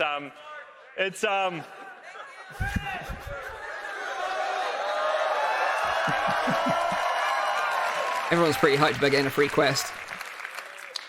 I'm excited to hear what you all think, and to see you all post videos of how exciting it is as you're using this. All right, so that's how we're starting to build out this privacy-focused vision across everything we do. It's still early, but if we get this right, then using all of these services is going to be a fundamentally different experience a few years from now. Now, at the end of the day, this isn't just about building some new products. It's a major shift in how we run this company. Because we believe that for the future, people want a privacy-focused social platform. And I believe that if we build out a fully encrypted, interoperable service with all of the ways that people want to interact privately, then that's going to be an important contribution to the world. Now, for us, this is about building the kind of future that we want to live in. I believe that we should be working to build a world where we can be ourselves and where we can live freely, knowing that our private moments are only going to be seen by the people we want. A world where everyone don't talk about privacy again, please. Speak and say what they want and use their voice and connect to the people they care about, where we can come together around community and around commerce, where we build in the tools that we need to keep us safe from the beginning and prevent harm, and where we then are able to focus on all the good that people are able to do, and not just the big moments, or the social movements, the breakthroughs, but also all the everyday good, the emotional support, the jokes with friends, the feeling of being together with your family, both in private and in public, the living room and our town squares. So if we work hard and deliver this vision that we've laid out today, then I'm going to be proud of the difference that we've made. So thank you all. I'm looking forward to doing this together, and have a great F8. Okay.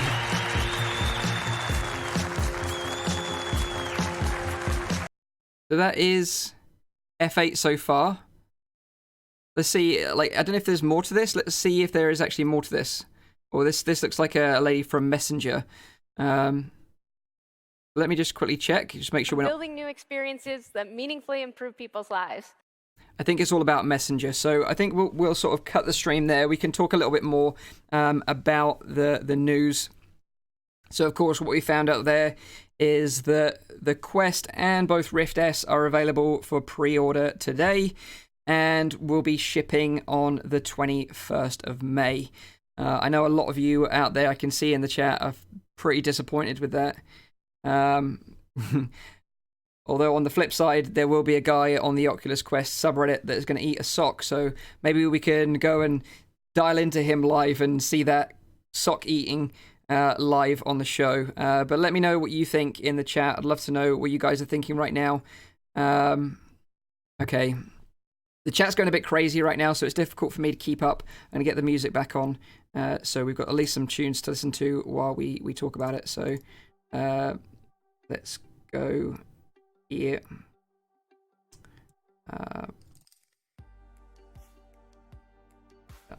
Okay, so there we go. We've got the music back on. So yeah, a lot of people disappointed.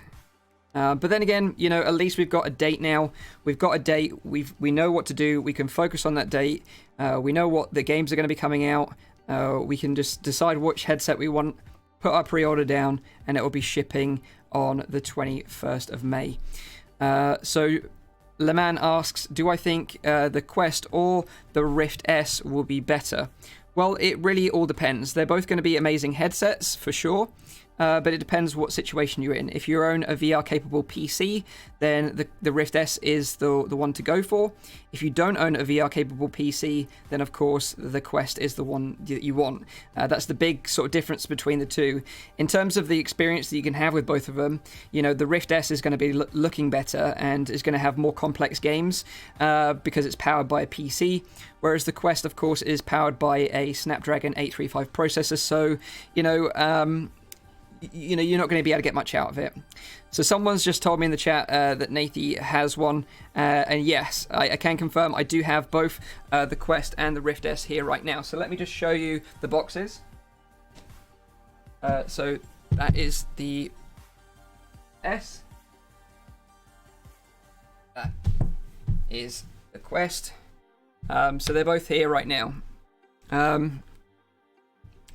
So yeah, like, you know, what I'm going to do is, depending on what you guys in the chat want me to do, I might, let me just turn this down a bit. It's getting a bit bright.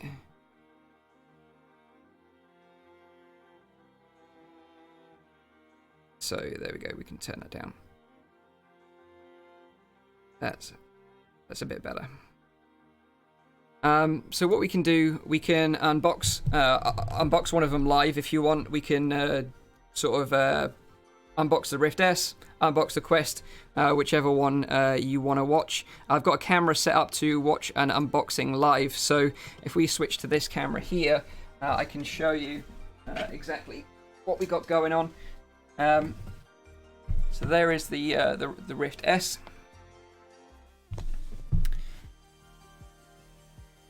And then next to it there is the Quest.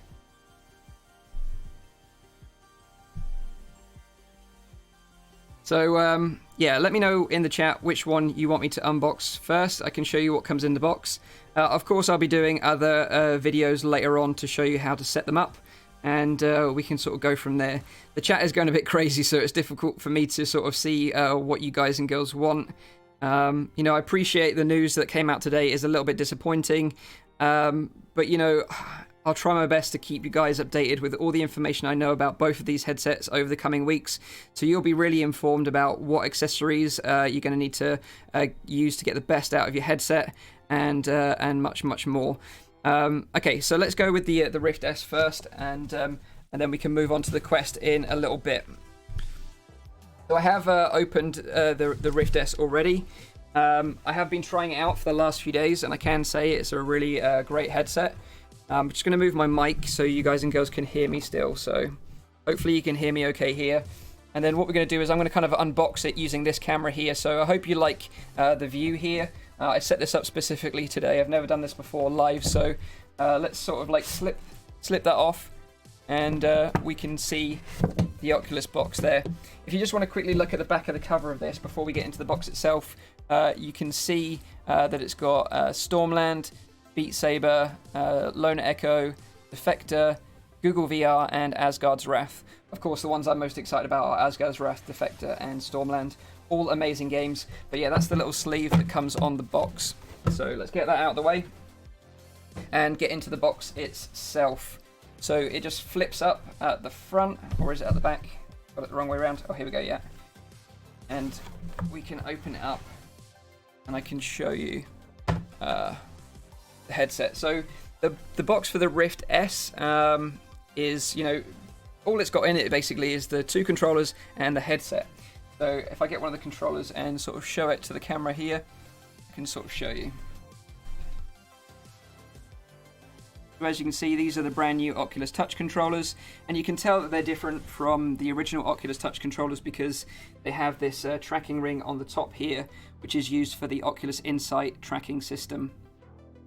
The controllers as well, that are slight different from the original ones, is that they've got this kind of like textured grip on the bottom here. But in terms of the triggers and the grip, they're both the analog buttons we know and love from the original Oculus Touch. And you've got capacitive touch sensors on the buttons and the thumbsticks. So if you rest your thumb on the stick or the buttons, that's represented in-game in real time, which is really smart, really neat feature. And yeah, these controllers are really, really nice. You still get the same rumble, of course, as well. So there's the two controllers. I can probably just quickly show you them side by side here. There we go. And then all you need to do is just slide off this little cover at the front, the magnetic piece, and it's just got a single AA battery inside to power these controllers. And if the old touch controllers are anything to go by, these controllers will last on a AA battery, a single one, for quite some time. So they're very good controllers, and of course the same controllers that are going to be used on the Quest as well. So exactly the same, identical. So of course now let's move on to the headset itself. Pretty much all you've got in the box is the controllers and the headset. These are some inserts around the lenses that I've taken off, and then in here in this little box you get some documentation, a warranty slip, and basically a little quick little setup guide. Just here, your warranty information, and then a DisplayPort to mini DisplayPort adapter. That's pretty much all you've got in these boxes. Let me just pop this back, and then we can look at the headset itself. I'm just going to chuck this on the floor so it's out of the way. By the way, just to let you guys and girls know as well, I've also got the case for the Quest, so we can open that up whilst we unbox the Quest a little bit later on. So let's move on to the headset itself, the Rift S. As you can see here, you've got the two front-facing cameras, you've got the two side-facing cameras here and here, and then you've got the top one here as well. And this top one is really special because that's really going to help tracking those dead spots that Windows MR particularly couldn't reach. And I have to say, I've been using this for the past couple of days in a lot of different games, and I'm really, really impressed with the tracking so far. It's way better than I anticipated it was going to be, and I would say it's on par with my 3 sensor setup, although you've got this slight area at the very small of your back which doesn't quite get tracked in some games. But to be honest, that's not a movement that you do in VR very often. So that's the headset itself. You've got one 3.5mm jack here on the side. You've got the Lenovo logo just here, and then at the bottom you've got this adjustment so you can move the headset closer or further away from the lenses to accommodate glasses, which is super nice if you wear glasses in VR. The adjustment dial is super easy to use. You just dial it in and out to adjust your comfort. And then let's have a look at the lenses themselves. I don't know if you guys and girls can see this clearly, but these are actually prescription lens adapters that worked on the Oculus Go, because the Rift S has exactly the same lenses as the Go lenses. So these little prescription lens adapters from Widmo VR work perfectly with the Rift S, and I have to say it's a great little upgrade, especially if you wear glasses. They just pop right in and slot over the lenses themselves, and they don't fall out or anything like that. And you've got your prescription already in the headset itself. That's super nice. One of the disappointing things I will say though is that this foam, although it is super comfortable, it's glued to the headset itself, so you can't replace this with Velcro. So that's a word of warning. You've got a new nose flap here, so it prevents any light leak at the bottom, and a microphone as well for in-game chat. But one of the things I noticed, this cable is really nice and long, by the way. It's about 15 foot long, and it comes with a single display port and single USB 3 at the end to plug into your computer. So 15 foot is a decent length cable. You can actually extend it further. I've managed to extend it further to another 6 foot, so 21 feet in total, which has worked fine and not caused me any problems. And I'll be talking more about that on a separate video in the future. Maybe I'll do a setup guide. But one quick tip that I learned was that this cable basically hangs in a weird place. Sort of hangs over your shoulder because of this clip here. So what I did was I actually added some Velcro at the back, so the cable hangs more over my back rather than the side of the headset itself, and that made it way more comfortable to use. It's just a little bit of a Velcro strap there. So that is pretty much the Oculus Rift S in a nutshell. So what I'm going to do now is I'm going to come back to chat. I can answer some questions about this headset before we move on to the Quest. So let me move it back here. There we go. That is the Rift. So let me just pop that there so then we can talk about it at the same time. I can pump up the brightness a little bit. You can see me clearly. Okay, so that's better. Right. So, let's see what people are saying. Does it work with Steam? Yes, absolutely. Works with Steam, no problem. It's kind of interesting, actually, when you connect the Rift S to your PC and use it with Steam. Steam recognizes it as a Rift with 3 sensors, which is kind of strange. Because it's got inside-out tracking, it doesn't have any sensors, but Steam recognizes it as having 3 sensors.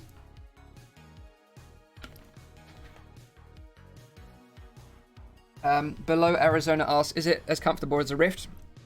Yes. I would say I'm becoming more of a fan of this Halo head strap. It's very comfortable and very balanced. The foam is really nice as well, although, like I said, not particularly great that you can't Velcro it on and off to replace it with other pads. That would have been good for hygiene reasons or swapping it between users. And I would say also the other downside of this headset is the audio. The audio isn't as good as the original Rift, but in terms of display, clarity, and the way it all works in a complete package without any external sensors, I think it's really great. And the difficult thing is whether you own a Rift already. You know, if you really want to spend that extra money, $400, to get the new headset just for the extra sort of clarity and resolution. Games do look smoother, and I have to say the latency with the controllers is really great as well. It's a sort of toss-up, really. It depends if you really want the highest resolution on the Oculus platform. If you want to go for an upgrade. If you're a newcomer to VR, then this is without doubt the best headset I would say on the market right now to go for at its price point, with accessibility in mind, because like I say, you don't need any external sensors, just plug it straight in. It's good to go out of the box. So that's the amazing thing about this headset, and you're going to have a great game experience.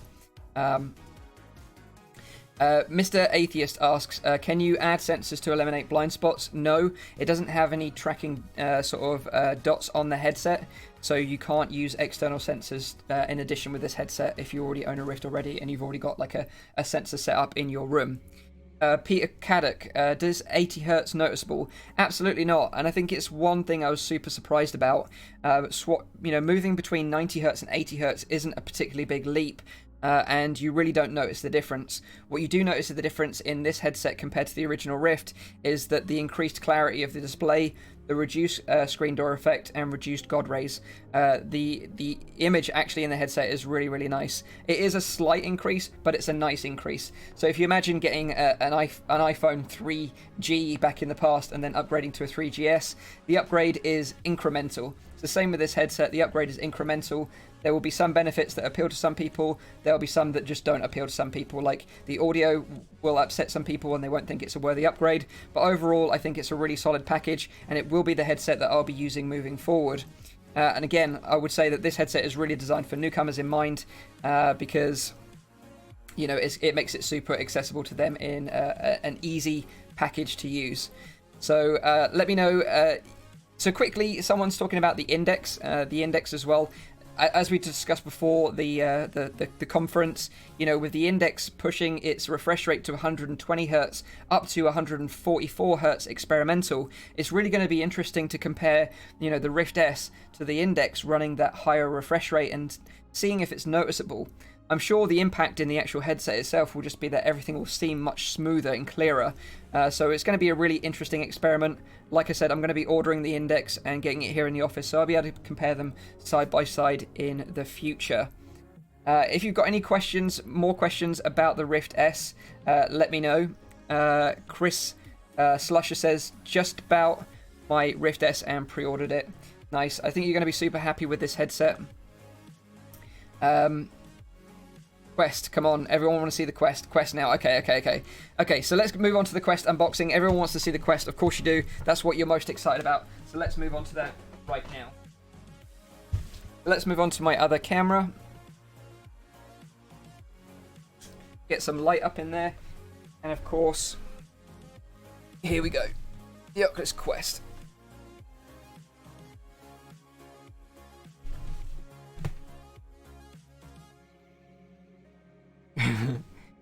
Cheadle says, do it slowly. Really slowly. I'll do it in a nice way for you. I'll do a little dance. There you go.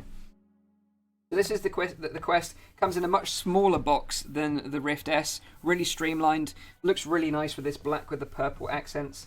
Super nice box. At the top here, you can see what the size is. So whether you've got a 128GB or a 64GB model. Both of these headsets, I should mention, actually, were sent obviously by Oculus for me to open and try out early on the channel. So I do really appreciate them sending this out early. They sent me a 64GB Quest, and it just says inside the box you get a VR headset, 2 touch controllers, AA batteries, power adapter, eyeglass spacer, and charging cable. And then at the back of the box, you've got some games that are featured here. So of course you've got Vader Immortal on the left, Fort Scramble, Dance Central, National Geographic, Dead and Buried 2, and Creed Rise to Glory. And it gives you all the details all in one VR headset. So let's slide this off and get into the box, because I know that's what you all are very excited about. I'm creating a great mess in my office, but I do it for you guys. So this is a bit of a different box. It actually lifts off rather than like opens with a hinge. So big reveal. Here we go.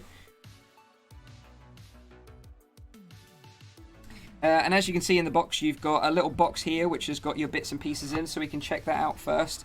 This has got First up is a little glasses adapter. So if you wear glasses in VR, you'll want to use this to space the headset a little bit further away from your eyes to accommodate glasses. Although really, just like I showed you with the Rift S, using some prescription inserts will work with the Quest as well, and that's totally what I'd recommend, and I'll be covering that more in a video coming up in the very near future. You've got a power adapter, which is an American one here because these were sent from the US. If you're in the UK, I believe you'll get a UK one, and it's got a single USB-C slot on the other side of it. The other bit in the box is this cable, which has it's a USB-C cable with a USB-C adapter at one end and a right angle connector at the other end. That's what you're going to use to charge your headset. And because this is right angle connector, it runs down straight from the headset. So that means you could plug this end into a power pack that is on your belt or in your pocket, and you could hopefully play and charge at the same time. But this is something that I'm going to be testing in the very near future, so I'll keep you guys and girls updated about that. The last thing in the box was a couple of AA batteries. They were here, but I've already put them in the controllers already. And the same as the Rift S, you get a quick start guide and a warranty manual, but I'm sure you don't care about that. So let's get into this first, and let's go again, show you the controllers. Exactly the same as the Rift S controllers. Interestingly though, these controllers came marked, so I'll swap them around. One was marked left, one was marked right. That wasn't like that on the Rift S for some reason, but in terms of the controllers, if I grab the other controller from the Rift S, it is identical. As you can see, they're exactly the same. There is no change. They feel exactly the same in your hands, and the buttons and everything are identical. But I won't dwell on the controllers anymore, and we can move straight onto the headset itself. I'm trying to clear some of these boxes out of the way. So as you can see, this is the Rift, the Quest headset, and on the corners here you can see the Oculus Insight cameras, which are used for the inside-out tracking. I've literally only had this delivered like about an hour maybe before the stream started, so all I've done is quickly set it up and tried a bit of Beat Saber, and that's it. But of course the experience was absolutely great. So you know, in terms of any more hands-on, I'll be testing it thoroughly over the next coming days. Get a little warning here before you put the headset on, saying before you start, download the Oculus app, which is available for free on both the App Store and the Google Play Store. All you need to do is remove the little cardboard here, and then you've got some nice little protectors on the lenses, which give you a warning about not taking it out in direct sunlight, which of course you don't want to do, because these Fresnel lenses will basically magnify the sun and cook your your OLED displays and ruin the headset. So really be careful to not take this out in direct sunlight, and to use it indoors as much as possible. As you can see here, we show you the lenses. You can move the lenses in and out with a mechanical IPD adjustment. And for those new, the IPD is basically the space between your eyes. You want to make sure you set that correctly so you have a comfortable experience in VR. At the bottom, you've got volume up and down, which is fairly straightforward. On the sides, you've got two 3.5mm headphone jacks, one on each side, which is really interesting. Oculus did tease that they were going to be releasing an accessory, an audio accessory, so you don't have to use the the audio that powers down the straps to these little slots in the head strap. But I haven't seen that yet, because obviously I've been doing the stream, so maybe that's been announced already. But if it has, let me know in the chat. The head strap itself is super flexible, really, really comfortable to wear, although the Quest is a bit front heavy, so you want to make sure that it's strapped tight to your face so it doesn't slip around when you're using VR. Pretty much that is it. You've got a USB-C connector here on the side to charge it and connect it to your PC, and then a single power button on the side here for turning it on and off. So that is pretty much the Quest headset in a nutshell. What I'm going to do now is I'm going to put the Quest here, and I'm going to get the case, because this is the first time I've actually seen the case properly. It did get delivered, like I say, about an hour or so ago before the stream started. So I haven't really had time to look at this. So let's open this together, because this was one thing that I was super intrigued about, whether we would get an accessory like this, because we did get one with the Go, and I can go and grab that in a bit and show you side by side.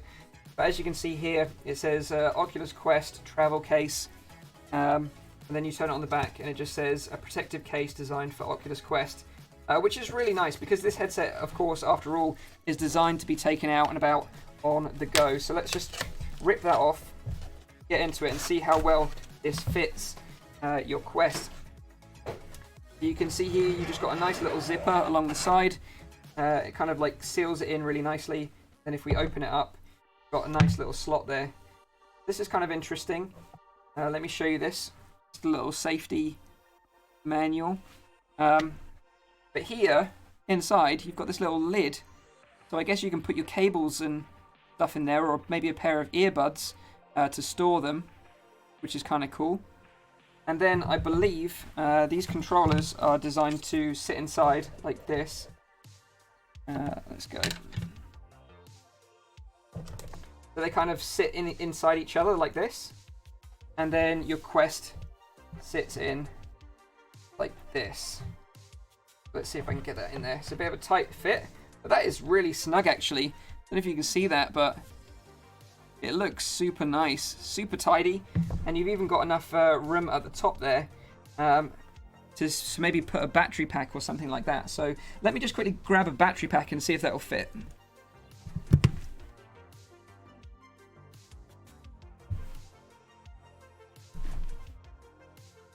So as you can see here on the right hand side, this is the case for the Oculus Go, so it's a bit smaller, but I keep all my little accessories in here, and this is a battery pack, so I wonder if that will fit in.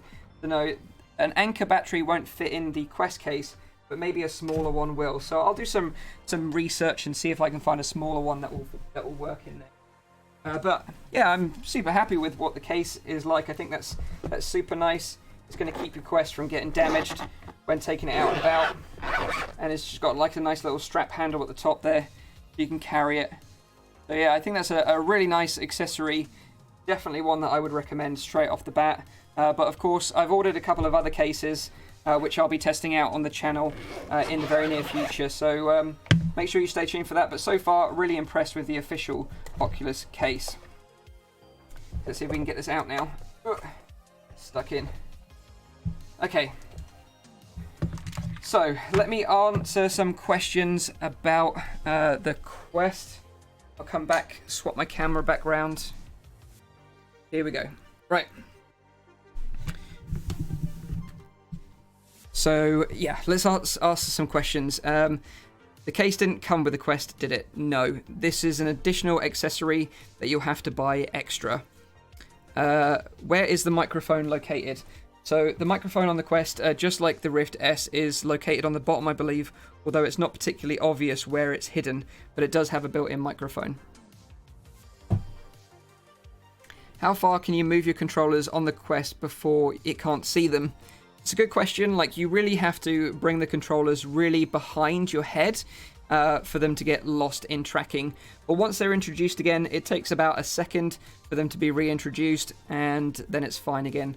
It's a lot quicker on the Rift S because obviously it's a lot more powerful. What is the purpose of the Rift, the Quest app, the Oculus app? It's a really good point. You'll need the Oculus app to do anything in VR with the Quest. You'll need it to set up your Quest, and you'll also need it to download games. So what I can show you very quickly here, I might switch to the other camera actually. Let me just show you. I don't know if you can see this. Yeah, so you can see here on my app on my phone. This is my Oculus Quest library, so I've got a few games installed already, just that I tried out very quickly earlier on today. The only game I actually tried was Beat Saber, but I have got access to the other ones as well. So I will be trying them out and showing them off in the channel, on the channel over the next few weeks. So yeah, the Oculus app, you need it basically to run the Quest. So if you don't have the app already, now's a great time to download it for free, set up your account, maybe buy some games that you're really interested in, so you don't have to do anything, and when you get the headset you can just set it up and download the game straight to your headset. The cool thing is with the app as well is that if your headset is connected to the same network, you can remotely install games on it. So, say I want to play Journey of the Gods, I just find it on the store, press buy, press install, and it will remotely install it on my headset as long as they're both powered on and connected to the same network. So that's a neat little feature.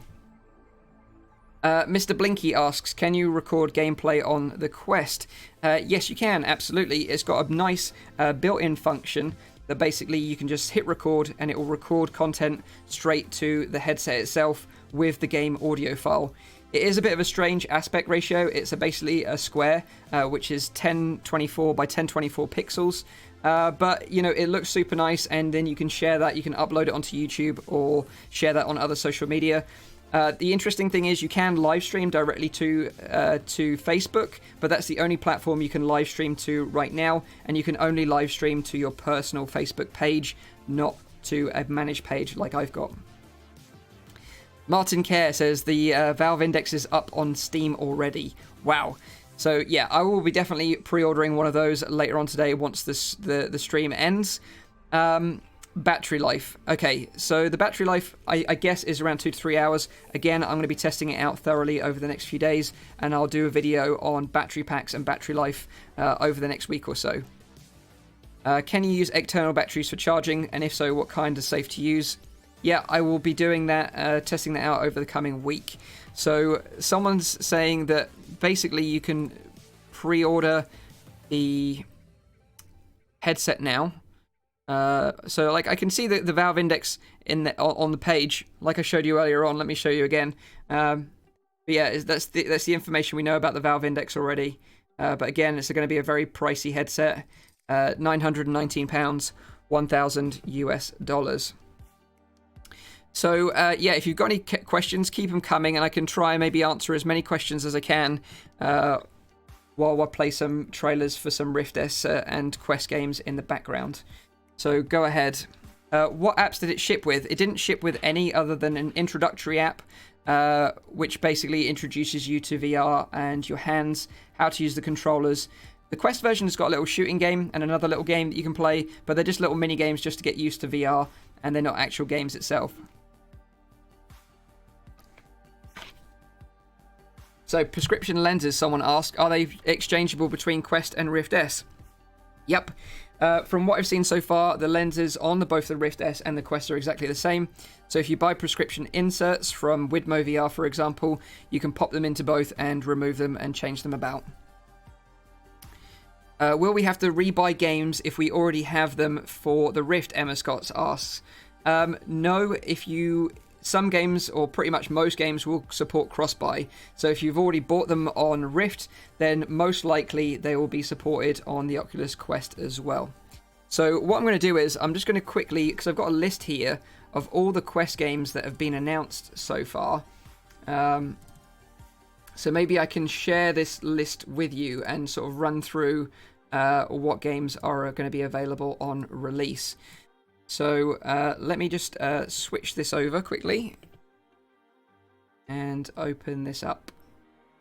Okay, so in terms of Oculus Quest launch titles, I'm just going to read them out. There is 53 of them in total, but there could be more added before the Quest actually launches on the 21st of May.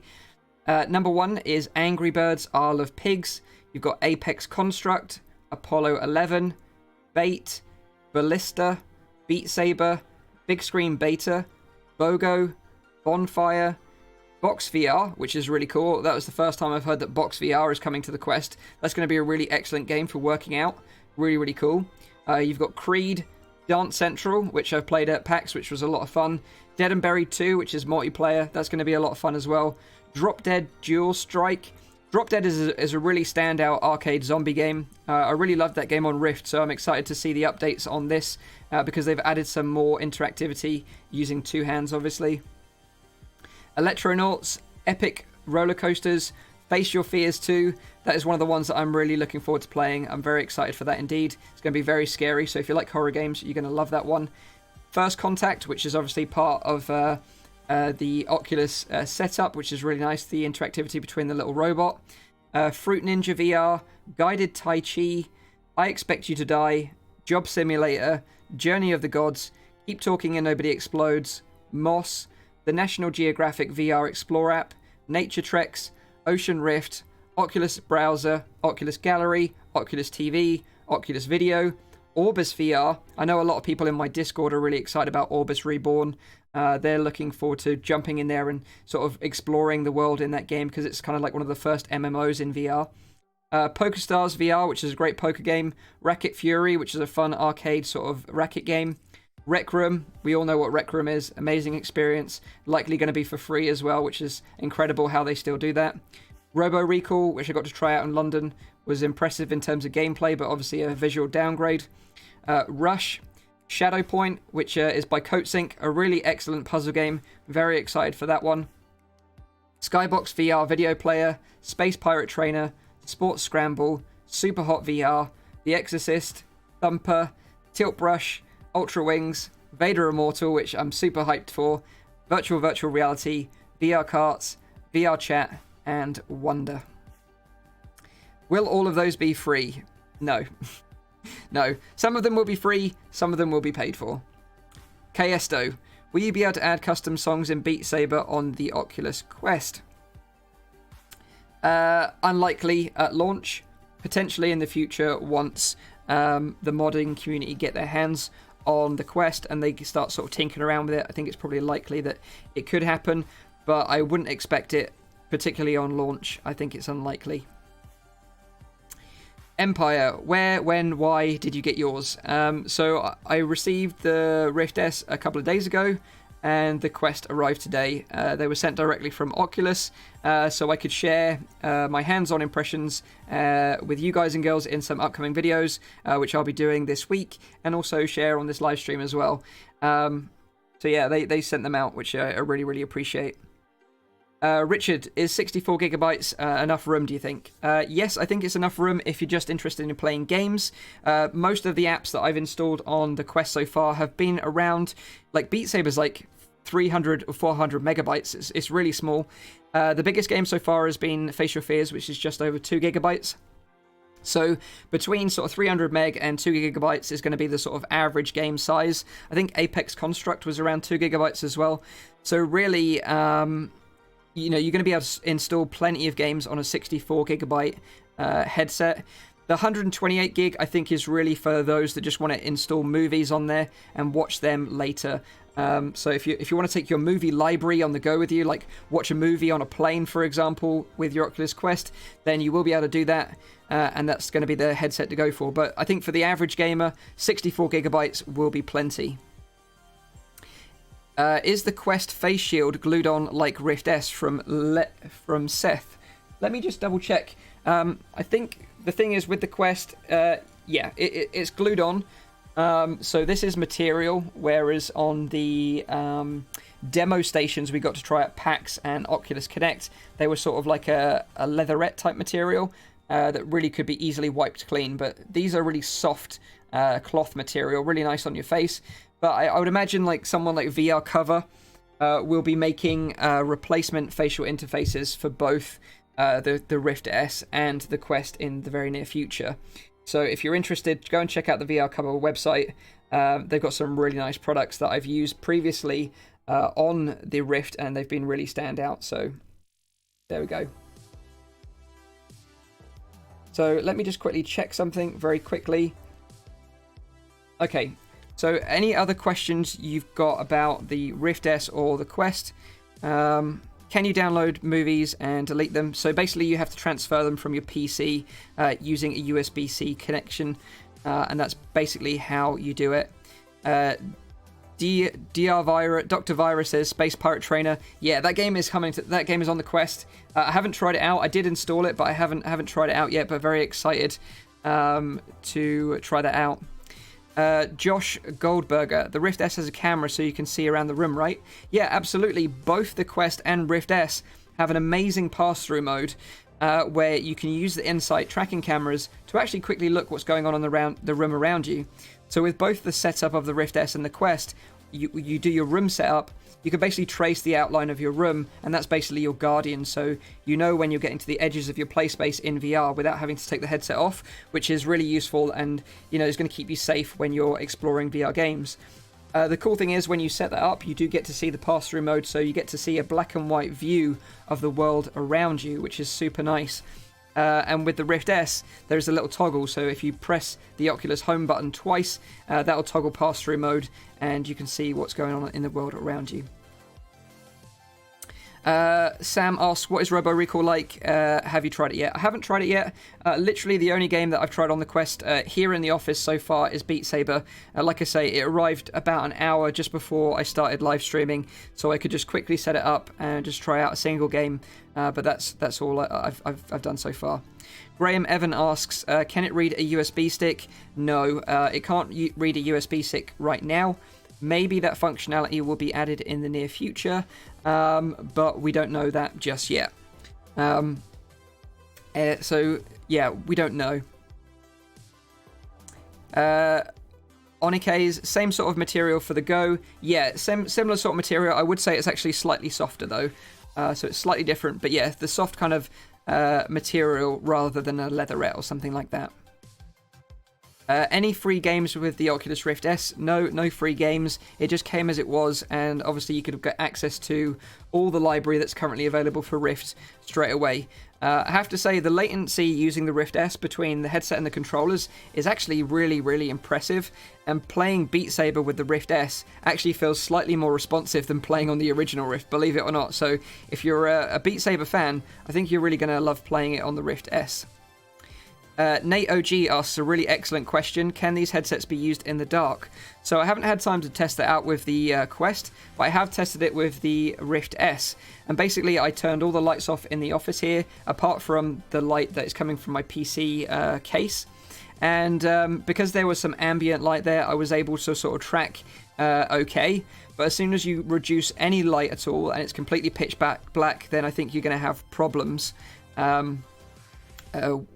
with the tracking of the headset, and the same deal with the Quest as well. So I think as long as you've got some ambient light in your room, even if it is very dark, I think both will be fine. Let's see, some more questions. Jason Brunk, will there be casting? Yes, there is casting on the Oculus Quest.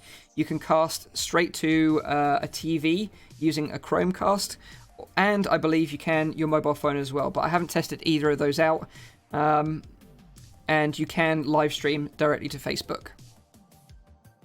Will you do a Through the Lenses video, please? I'm unlikely to do Through the Lenses. I don't really do those kind of videos, but I will be doing a setup guide and sort of a better, more professional unboxing video with some tips and tricks for both the Quest and the Rift S over the next few days, alongside a video about the index and all the details that we learned today just before the F8 live stream. Can you remove the lenses out of the Quest? You can't remove the lenses, but you can remove the surrounds of the lenses. So you can remove the surrounds, I believe, so you can fit prescription lenses over the top. But again, I'll be covering that more in a future video. Matt Emmett asks, can I run the Rift S because I've got a new PC? The best thing to do is go to the Oculus official website, go to the minimum specs of Rift, and it will give you a download application that you download to your PC and run it, and it will tell you whether or not your PC is up to scratch. Do you think it will be okay to use the Quest with a power bank to extend battery lifetime? I do think it will be okay, but again, it's something that I've not tested yet, and I will be testing over the next coming week. Xmorks asks, can you show gameplay or are you not allowed? I can show gameplay once I've recorded it, so I will be uploading some Quest gameplay videos this week if you're interested in checking those out, so make sure you stay subscribed for those. Can you cast with a Rift S? Well, it's connected to a PC anyway, so you can just use OBS to live stream it to Twitch or YouTube or wherever you want to. So it's a much easier headset in terms of sharing content that way. Is there Pavlov or Onward on the Quest from Styx Gaming? No, we haven't had any announcement of either of those games just yet. Whether they'll come out in the near future, we don't know. Sam asks, are there any new songs on Beat Saber? No new songs, everything we know so far, although it didn't have the Monster Cat DLC pack when I tried it. It was just the original tracks and some additional ones from the second album. HTC Vive or Rift S? I would definitely recommend going for the Rift S, purely on the basis that you don't have to set up external base stations. However, if you do want to use like the index controllers or the Valve knuckles, whatever you want to call them, you will be able to use them with the Vive potentially. So if you've got a Vive already and you want to keep that headset and use those controllers without having to spend $1,000 on an index, then that's maybe the way to go about it. Aaron Wilson, is Robo Recall better than the screenshots? It's pretty much exactly what you would expect from the screenshots. It's a good representation of what the actual game looks like in the headset. So just to sort of keep your expectations there, it looks like the Quest trailer shows, but it does play on par 1-to-1 in terms of the way it feels with the PC version. Let's see. Other questions?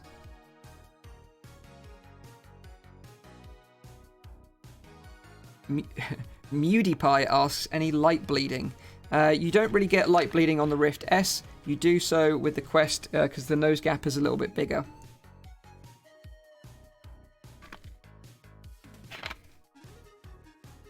Mr. Pizza Cat, if you live in England, can you buy it from America for cheaper and have it sent over? You could do that. The problem is with import tax, you're probably going to get stung just as much anyway, so you're better off buying it locally and getting it shipped out to you faster. Is 64 gigabytes enough? Yes, absolutely, if you're just interested in games. If you want to install movies for watching on the go or taking around with you, then go for the 128 gigabyte model. Navin Bahandari, screen door effect.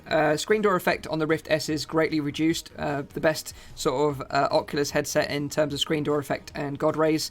On the Quest, it is noticeable, but to be honest, once you're in a game and you're enjoying yourself, you don't even notice it anymore. The Rift S has less resolution than the Samsung Odyssey. Yes, it does, but it has better tracking, and I would say the way that the games look in the headset is actually pretty good. So it's a sort of decision you've got to make, really. With the Odyssey, you don't get the Rift ecosystem, so you don't get access to the exclusive Oculus titles, which are always going to work best on Rift. And with the Samsung Odyssey, you're limited to 2 front-facing cameras only for tracking, whereas the Rift S has 5 cameras in total, which is going to give you a better overall tracking experience in terms of controllers. And by far, hands down, the Oculus Touch controllers are far better controllers than the Windows MR controllers. They use LEDs for tracking, and they absolutely burn through batteries.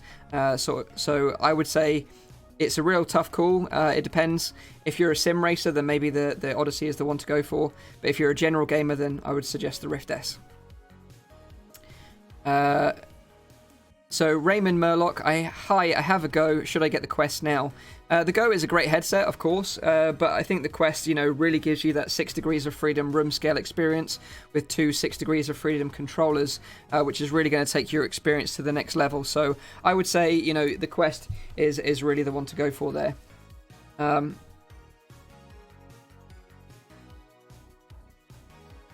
I'm not going to do any through the lenses stuff. No, I don't do that kind of stuff on the channel. You really can't get a good sense of what it looks like in VR, even doing through the lenses, so I don't tend to do it. I would urge you, if you're intrigued about what it looks like, go and try one. Demos are going to be available at Best Buy, or if you want to try out the Rift S at local Microsoft stores in the US, go and try it, see for yourself, and then you'll know. Because showing stuff through the lenses is very difficult, and it doesn't really give you a good representation of what it actually looks like, because you're using a camera to look through a lens. It's just not ideal, so I don't do those kind of videos. I'm sure other people will do those kind of videos if you're interested in checking them out. Let's see, other questions before I start wrapping this up, really, because I've been streaming for quite a while now. Let me just quickly check.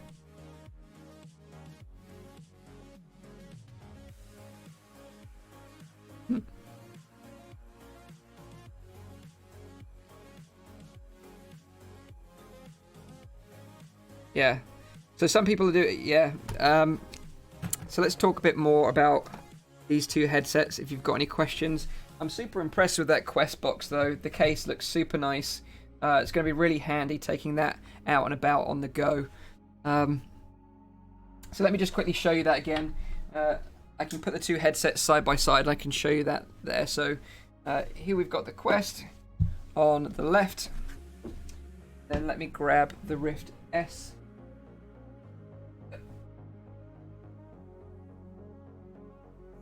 with its huge long cable. And of course, that's one of the main advantages of having a Quest that you don't have a huge snake of a cable to deal with anymore, so you're free to move around in VR without being restricted in any way.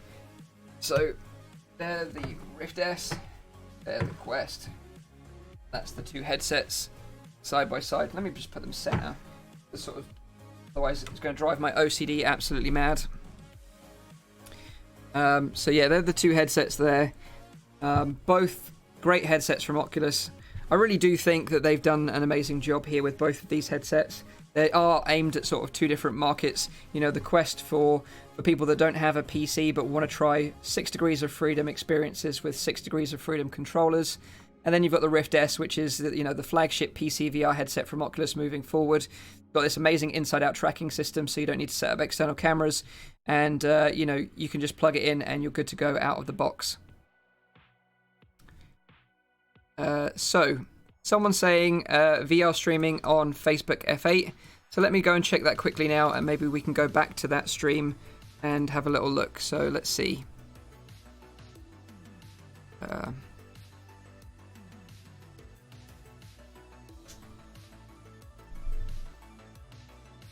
So let me just quickly check.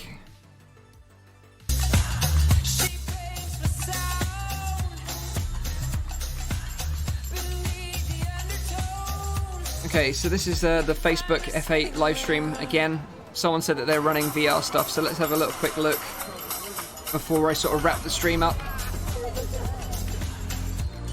Maybe while we wait, I can answer a few more questions. An augmented world would not be possible without our global community of creators and developers. You are innovators, you're experimenters, and we listen and learn from you.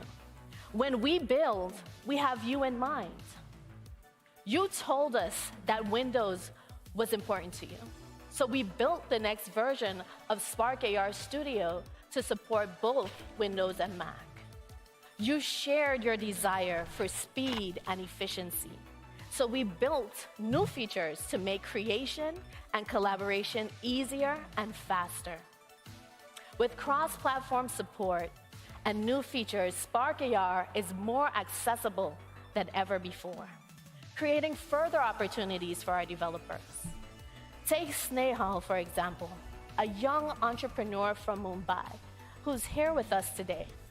Snehal, I see you. He pioneered AR effects for Bollywood movies using Spark AR. With success came the struggle to keep up with demand, and he started hosting Spark AR training sessions in his community. Now, fast forward 6 months, Snehal has moved out of a small co-working space into his own office, employing more than 12 people, and has plans to expand to other countries later this year. Snehal, you're awesome.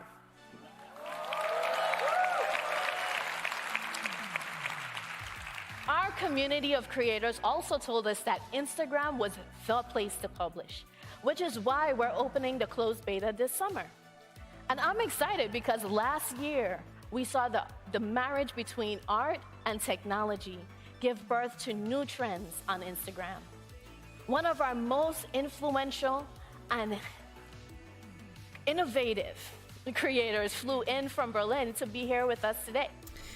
Yeah, Johanna. so there's not much going on here, so I'm gonna jump back to this. So I'll keep an eye on it in the background. So if anything VR related pops up, I will switch it back. But it just seems like they're talking about some sort of AR applications right now. So yeah, if you've got any more questions about the Rift S or the Quest, now's the time, because I'm probably going to end the stream in the next sort of 5 to 10 minutes or so, unless something really important comes up on the F8 live stream again. I really appreciate you all joining me live It's been fun checking out the event together. I have to say that the stream from F8 was a little bit boring at first, with Mark Zuckerberg talking about privacy and the Facebook apps and the bits and pieces like that. But after all, it is a Facebook event, and sort of the VR segment of it was tacked on. But at the end of the day, we got the information that we wanted to know, which was when both the Rift S and Quest will be released. You can pre-order them both now, of course, $399 each, and they'll be shipping around the 21st of May. Over the next sort of 2 to 3 weeks, I will be testing these headsets out thoroughly. I'll be giving you all the information you need to know about battery life, lenses, prescription lenses, cases, accessories, everything else you need to know about it, and how to record with it and everything else. So those videos will be coming up in the next couple of weeks, so make sure you stay subscribed to the channel for all that information. Excuse me. Steve Lewis, who is a subscriber and sort of member of the channel, how do the Quest visuals compare to the Oculus Go visuals? It's a really good question. The Quest looks a little bit better, of course, because of the higher resolution. The Quest has a 1600 by 1440 pixels per eye resolution over a 2560 by 1440 shared resolution between the two eyes on the Go. So yeah, it does look better in the Quest, and of course, being an OLED panel, the dark sort of black areas look much better on an OLED. So in terms of watching movies in VR, I think the Quest is actually going to be a really great headset to watch movies on as well. So yeah, I hope that answers your question. Rift versus the S. Personally, I'm going to be using the S going forward. I still got the original Rift, of course, but from my hands-on, even brief hands-on impressions so far, I do prefer the S over the Rift because of the slight resolution bump and the reduced screen door effect and the reduced God rays. Someone's saying they're talking about VR now, so let's quickly swap over. Personal moments, like playing strategy games, go over with to from back home. The stream again. Or for me, it's reliving Sunday night noodles with my mom and all the crazy relatives. It's through VR that you get an intimate sense of presence and place, that you can share these moments both touching and thrilling. Today, we've opened pre-orders for Oculus Quest and Rift S, and I'm excited for you to get your hands on them on May 21st.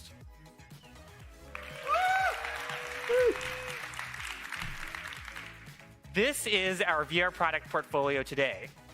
You have Oculus Go for immersive media, and Quest and Rift S for the best in gaming. And it starts with the experiences. Experiences in VR are making play more immersive and personal.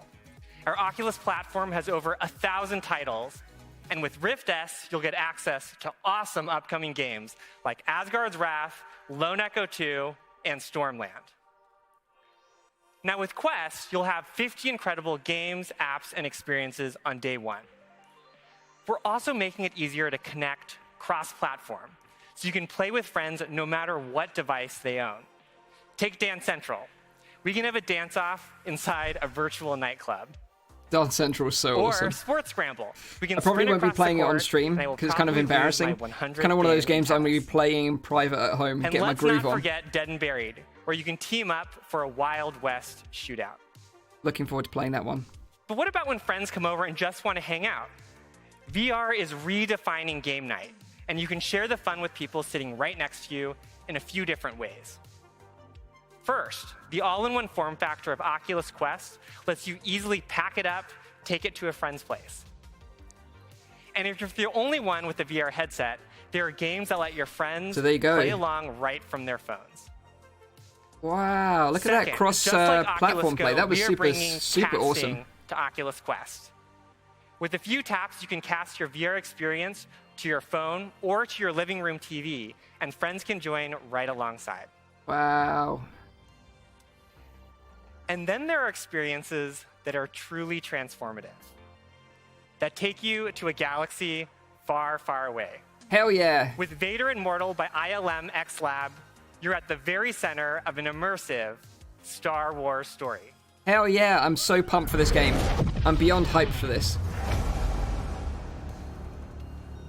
Can you turn the volume up, short? There you go. That's better. You've caused us considerable inconvenience. In a moment, the Lord of this monolith will give you a task. A word of advice. Do not anger Vader. Now that Vader's found you, he's in reach of enormous power. You must escape.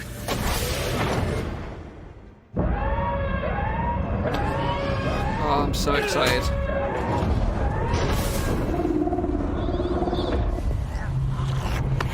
Grab my hand! I wonder what Vader is after. It appears Vader has finally found his candidate. And our future is in your hands. Vader is here. You are the one I've been searching for. Do as I command.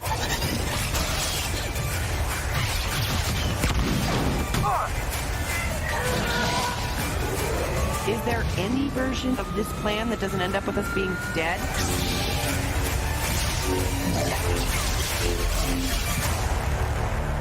Hell yeah. Hell yeah. That game is so sick looking. Can't wait to play that game. Vader Immortal is the day one launch title for Oculus Quest. And not to worry, it's also coming soon to the Rift platform. Ah, so maybe they're not releasing it at the same time. Entertainment isn't the only application for VR. That powerful sense of presence is also changing the way we work, forming deeper connections with both coworkers and with customers. VR is being used to speed up collaboration for design teams, build empathy for customers, and train surgeons to better prepare for the operating room. We want to do more to accelerate VR adoption across these industries. So important. Today, we're announcing new features for Oculus for Business. We're adding Quest to the program and releasing new enterprise-grade software designed to support large-scale deployments. That was great. And this includes things like mobile device management for scale, I can turn that off. an enterprise-focused user experience, and Thanks for letting me know. dedicated support. All this makes it much easier to drive impact for your business, and the program launches this fall.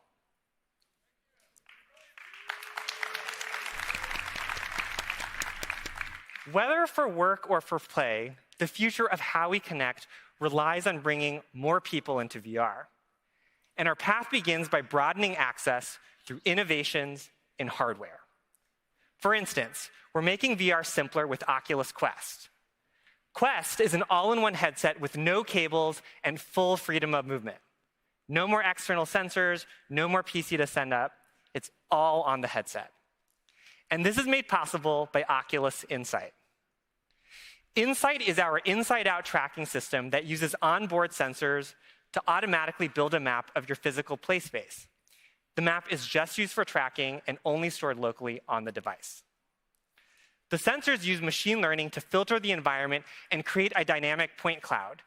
And your headset remembers multiple play spaces. Also true for Rift S, which means you can take the headset off, hand it to a friend in another room, I can and they testify jump it right in. both work amazing. It is really amazing. It's incredible technology. It really is. We've designed every component of our headsets for sub-millimeter precision and performance. Sensors use accelerometers, visible light, and infrared light to track both the headset and our redesigned touch controllers. Our tracking and rendering stacks are optimized to reduce our computing footprint and free up room for you, our developers. This is how incredibly immersive titles are able to run on a mobile form factor. Now, we've put tracking through its paces. Take Beat Saber. If you're like John Carmack, your controllers move at blazing speeds. John Carmack Our tracking uses prediction ripping it up algorithms in to Beat work Saber. no matter This is how amazing. fast you're swinging. This is what we've been waiting some for of on us, this stream. flailing our way through Beat Saber. This is the best-in-class inside-out tracking you'll find on any hardware. And that means feeling like you're there, in the game, in the moment, in the connections we're making with other people. All of this work is building toward the next generation of platforms designed around people. We're excited to ship Oculus Quest and Rift S, and for those of you here today, I hope you love your Quest. Yeah, everyone's getting a free one. Awesome. All those people, they're all getting a free quest. That's amazing. To wrap up the morning, I'd like to welcome to the stage Ime Archibong.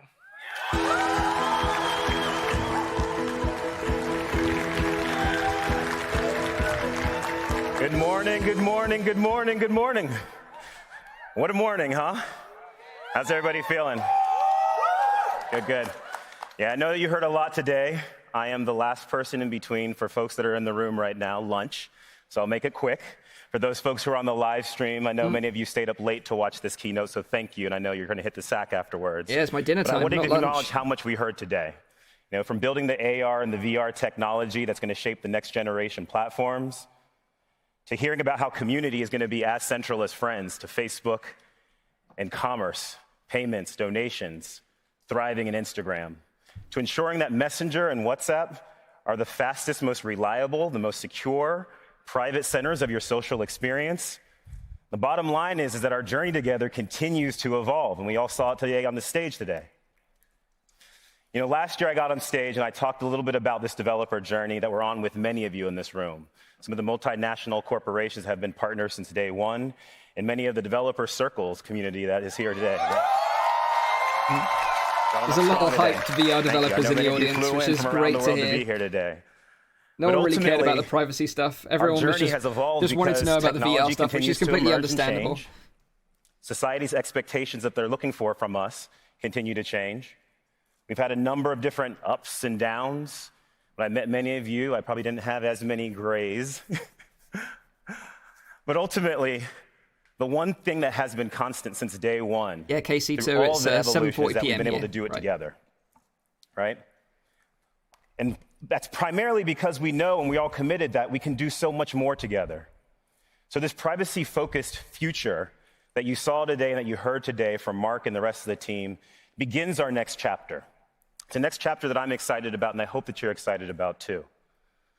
And over the next few years, each of our different products with their each unique superpowers that you heard today are going to come together in order for us to achieve this vision. Now, it's going to take some time, as Mark acknowledged, but the 6 principles that he outlined this morning are going to be the foundation for enabling us to build. So I think that's pretty much the end of the VR segment of the live stream. So I'm going to mute it again. If anything more VR comes up, I'll switch back to it. Rage Sack is back in the chat. Index hype.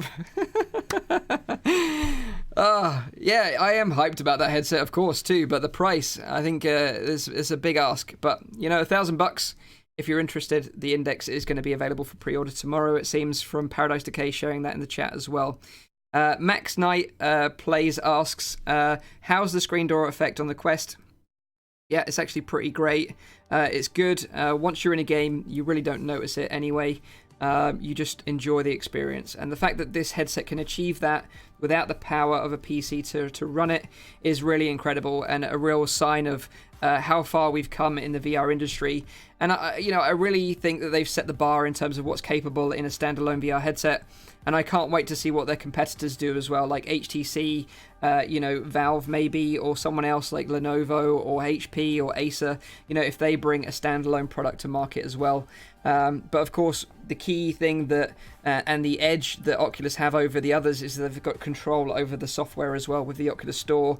So it's just a question of whether the competition can access a similar library of standalone content that's able to run on a standalone headset is the key here. So, I think the Quest is going to dominate in that area for some time to come. But I welcome competition in the market space because it drives down prices and it's going to make everything more accessible and exciting for the masses. So that's pretty much what I think about it. So let's answer some more questions before we wrap this stream up. I really, really appreciate you all dropping by the way. It's been great fun sharing this experience with you all. Like I say, I don't normally live stream content, but it's been really, really fun to do this with you guys and girls and share the experience together. Can we get a shot of the Rift S cables, HDMI and USB 3.0? Yes, although it's not a HDMI, it's a display port. So let me just quickly swap to my other camera. And as you can see here, it's a display port. and USB 3.0 for the Rift S. They're the connections to your PC. Like I said before, the cable is like 15 foot long anyway, so it's a really long cable, which is great. So you don't have to worry too much about running long extension cables like we had to do previously with the Rift. Although I have experimented already, and a 6-foot extension cable, DisplayPort extension, and USB extension does work with the Rift S, so you can extend it a little bit further, making a 21-foot long cable. Will Netflix be available on the Quest? It is available on the Go. Thank you, Tim King, for the super chat. It is available on the Go, so it's likely that it will be coming to the Quest as well, but it's just a matter of time, and we'll have to wait and see about that. The Facebook F8 stream has finished now, so I'm just going to pop some nice trailers up so you can get hyped for those. Let's choose a really juicy one that I'm excited about. Let me see. Trailers. If you've got any trailer requests. Oh, this is going to be the one. This is going to be a great game. I'm really looking forward to this game. And this is Shadow Point, coming on the Quest and Rift S very soon. So ZimTalk5 has just let me know in the chat the accessories for the Index include a virtual link adapter. And that is really, really awesome because as you'll know, if you've got a brand new graphics cards, particularly one of the new NVIDIA RTX series cards, they come with virtual link connectors on the card itself, which is a single USB-C connector. So basically, if the Index supports a single USB-C connector, it's just going to make that setup so much easier. Just a single cable into your PC, and that's all you're going to need, which is really, really impressive. So thanks for sharing that, Zim. Really, really appreciate it. Jaden Healy, can you run exe files on the Quest? I have a Minecraft mod VR that runs from opening an exe. No. You're not going to just be able to sideload any exe file and expect it to work on the Quest. It's going to have its own proprietary file system. What that is, I don't know, because I'm not smart enough to make my own apps to sideload. But I'd imagine you will be able to sideload some bits and pieces, but not exe files. John Shard, test HDMI compatibility on the channel. I will test it out at some point with using a DisplayPort to HDMI adapter connecting to my PC, and I'll let you know if that works. T-Dub, thanks Mike, great stream. Thanks for joining us, mate. I really appreciate it. Thank you for joining us. Let's see, what else have we got? How long is the Quest charging cable? Let me show you. I'm not sure how long it is, but it is relatively long. I've got it here actually in my hands. Let me switch to my other camera. So this is the Quest charging cable. Like you say, it's wrapped up quite a few times, so it's a decent length. So I would say at least sort of 6 to 10 foot cable there for charging your Quest, which is going to be really useful. And I'd imagine you can plug that straight into the headset with this right angle connector here, and then maybe this one into a power brick or a battery pack so you can play and charge on the go. But I'll be testing that over the next coming days and keep you guys and girls updated. Okay, any other questions? Shadow Point looks awesome. Yeah, it really is a great puzzle game in VR. CodeSync have done an amazing job. They've got some amazing games already in VR as well. So if you don't know CodeSync, go and check out some of their other titles. But I think I'm going to call it a day in the next sort of 5 minutes. So if you've got a burning question, now is the time to ask it while I wrap up the stream. But it's like I said before, it's been great. Thank you, Venrix, for the £10 super chat, $9.99. Great stream, Mike. You are my VR guru. Thank you very much, man. I really, really appreciate the support from you guys and girls. It's been an incredible experience live streaming this event with you. It's been an amazing sort of, combination of everyone getting together and sharing their passion, which is VR. And for those of you out there that are going to be new to VR and this is going to be your first headset, whether it be the Rift S or the Quest, I think you're going to have an amazing time with both of them. So if you've pre-ordered today, congratulations, and we'll see you in VR in a couple of weeks' time. Can you make a video on how to record games on the Quest, please? Yeah, I will likely do that, so Defy Ray, is Nathy cool? Of course he's cool. He's my bud. He is a really good friend of mine. We've been hanging out and working together for like, what, 2 or 3 years now. So yeah, he's a really great friend, and hopefully in the near future we'll be doing something together with the Quest that we can share with you. So if you're interested in me and Nathy working together and doing some multiplayer Quest collaboration videos, then make sure you stay tuned to both our channels in the very near future. Gordon Winters, it was fun to have you in my home. I can't wait for the reviews. Yeah, I've got some unboxing and sort of setup videos coming, and also some tips and tricks that I've learned with both of these headsets, which I'll be putting in a sort of short, condensed video, so you don't have to trawl through this stream to find out the information that you want to know. Alexandra, thanks for coverage, Mike. Great stream. Thank you for joining me. Really, really appreciate it. Thank you very much. Okay, so that is going to be that. I'm going to end the stream there. So I just want to say thank you to everyone again. It's been an absolute pleasure sharing this experience with you. It's been great live streaming as well, something that I want to do more of in the future. So if you're interested in more live streams, let me know. Maybe I can organize some more in the future on some other events. I will be covering the Valve Index news as well in the coming days, so make sure you stay tuned for the channel for all the information you need to know about that headset as well. But of course, it's going to be very expensive, so prepare your wallets for that one. Yeah, so Nathy told us to check out your stream when he logged out. Yeah, I appreciate that, dude, to Nathy. You know, he's a great friend, part of the F Reality podcast team. You know, we do a weekly podcast together every Saturday live on the F Reality channel. So if you want to go and check out that podcast, it's available on iTunes as well if you want to listen to the VR news on the go.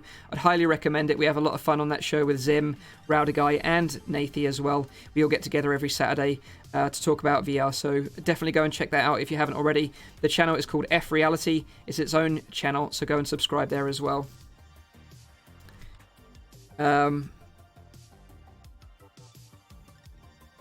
Paradise Decay, cheers Mike, thank you for being, and thank you chat for being awesome. Yeah, thank you again Paradise Decay for moderating the chat. And yeah, I'm going to call it a day there. Thank you very much. I really appreciate you all dropping by. I hope you enjoyed the stream.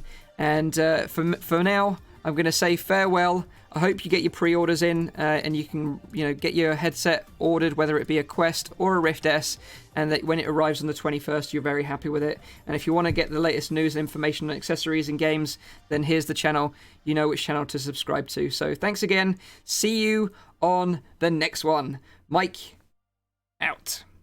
Bye-bye.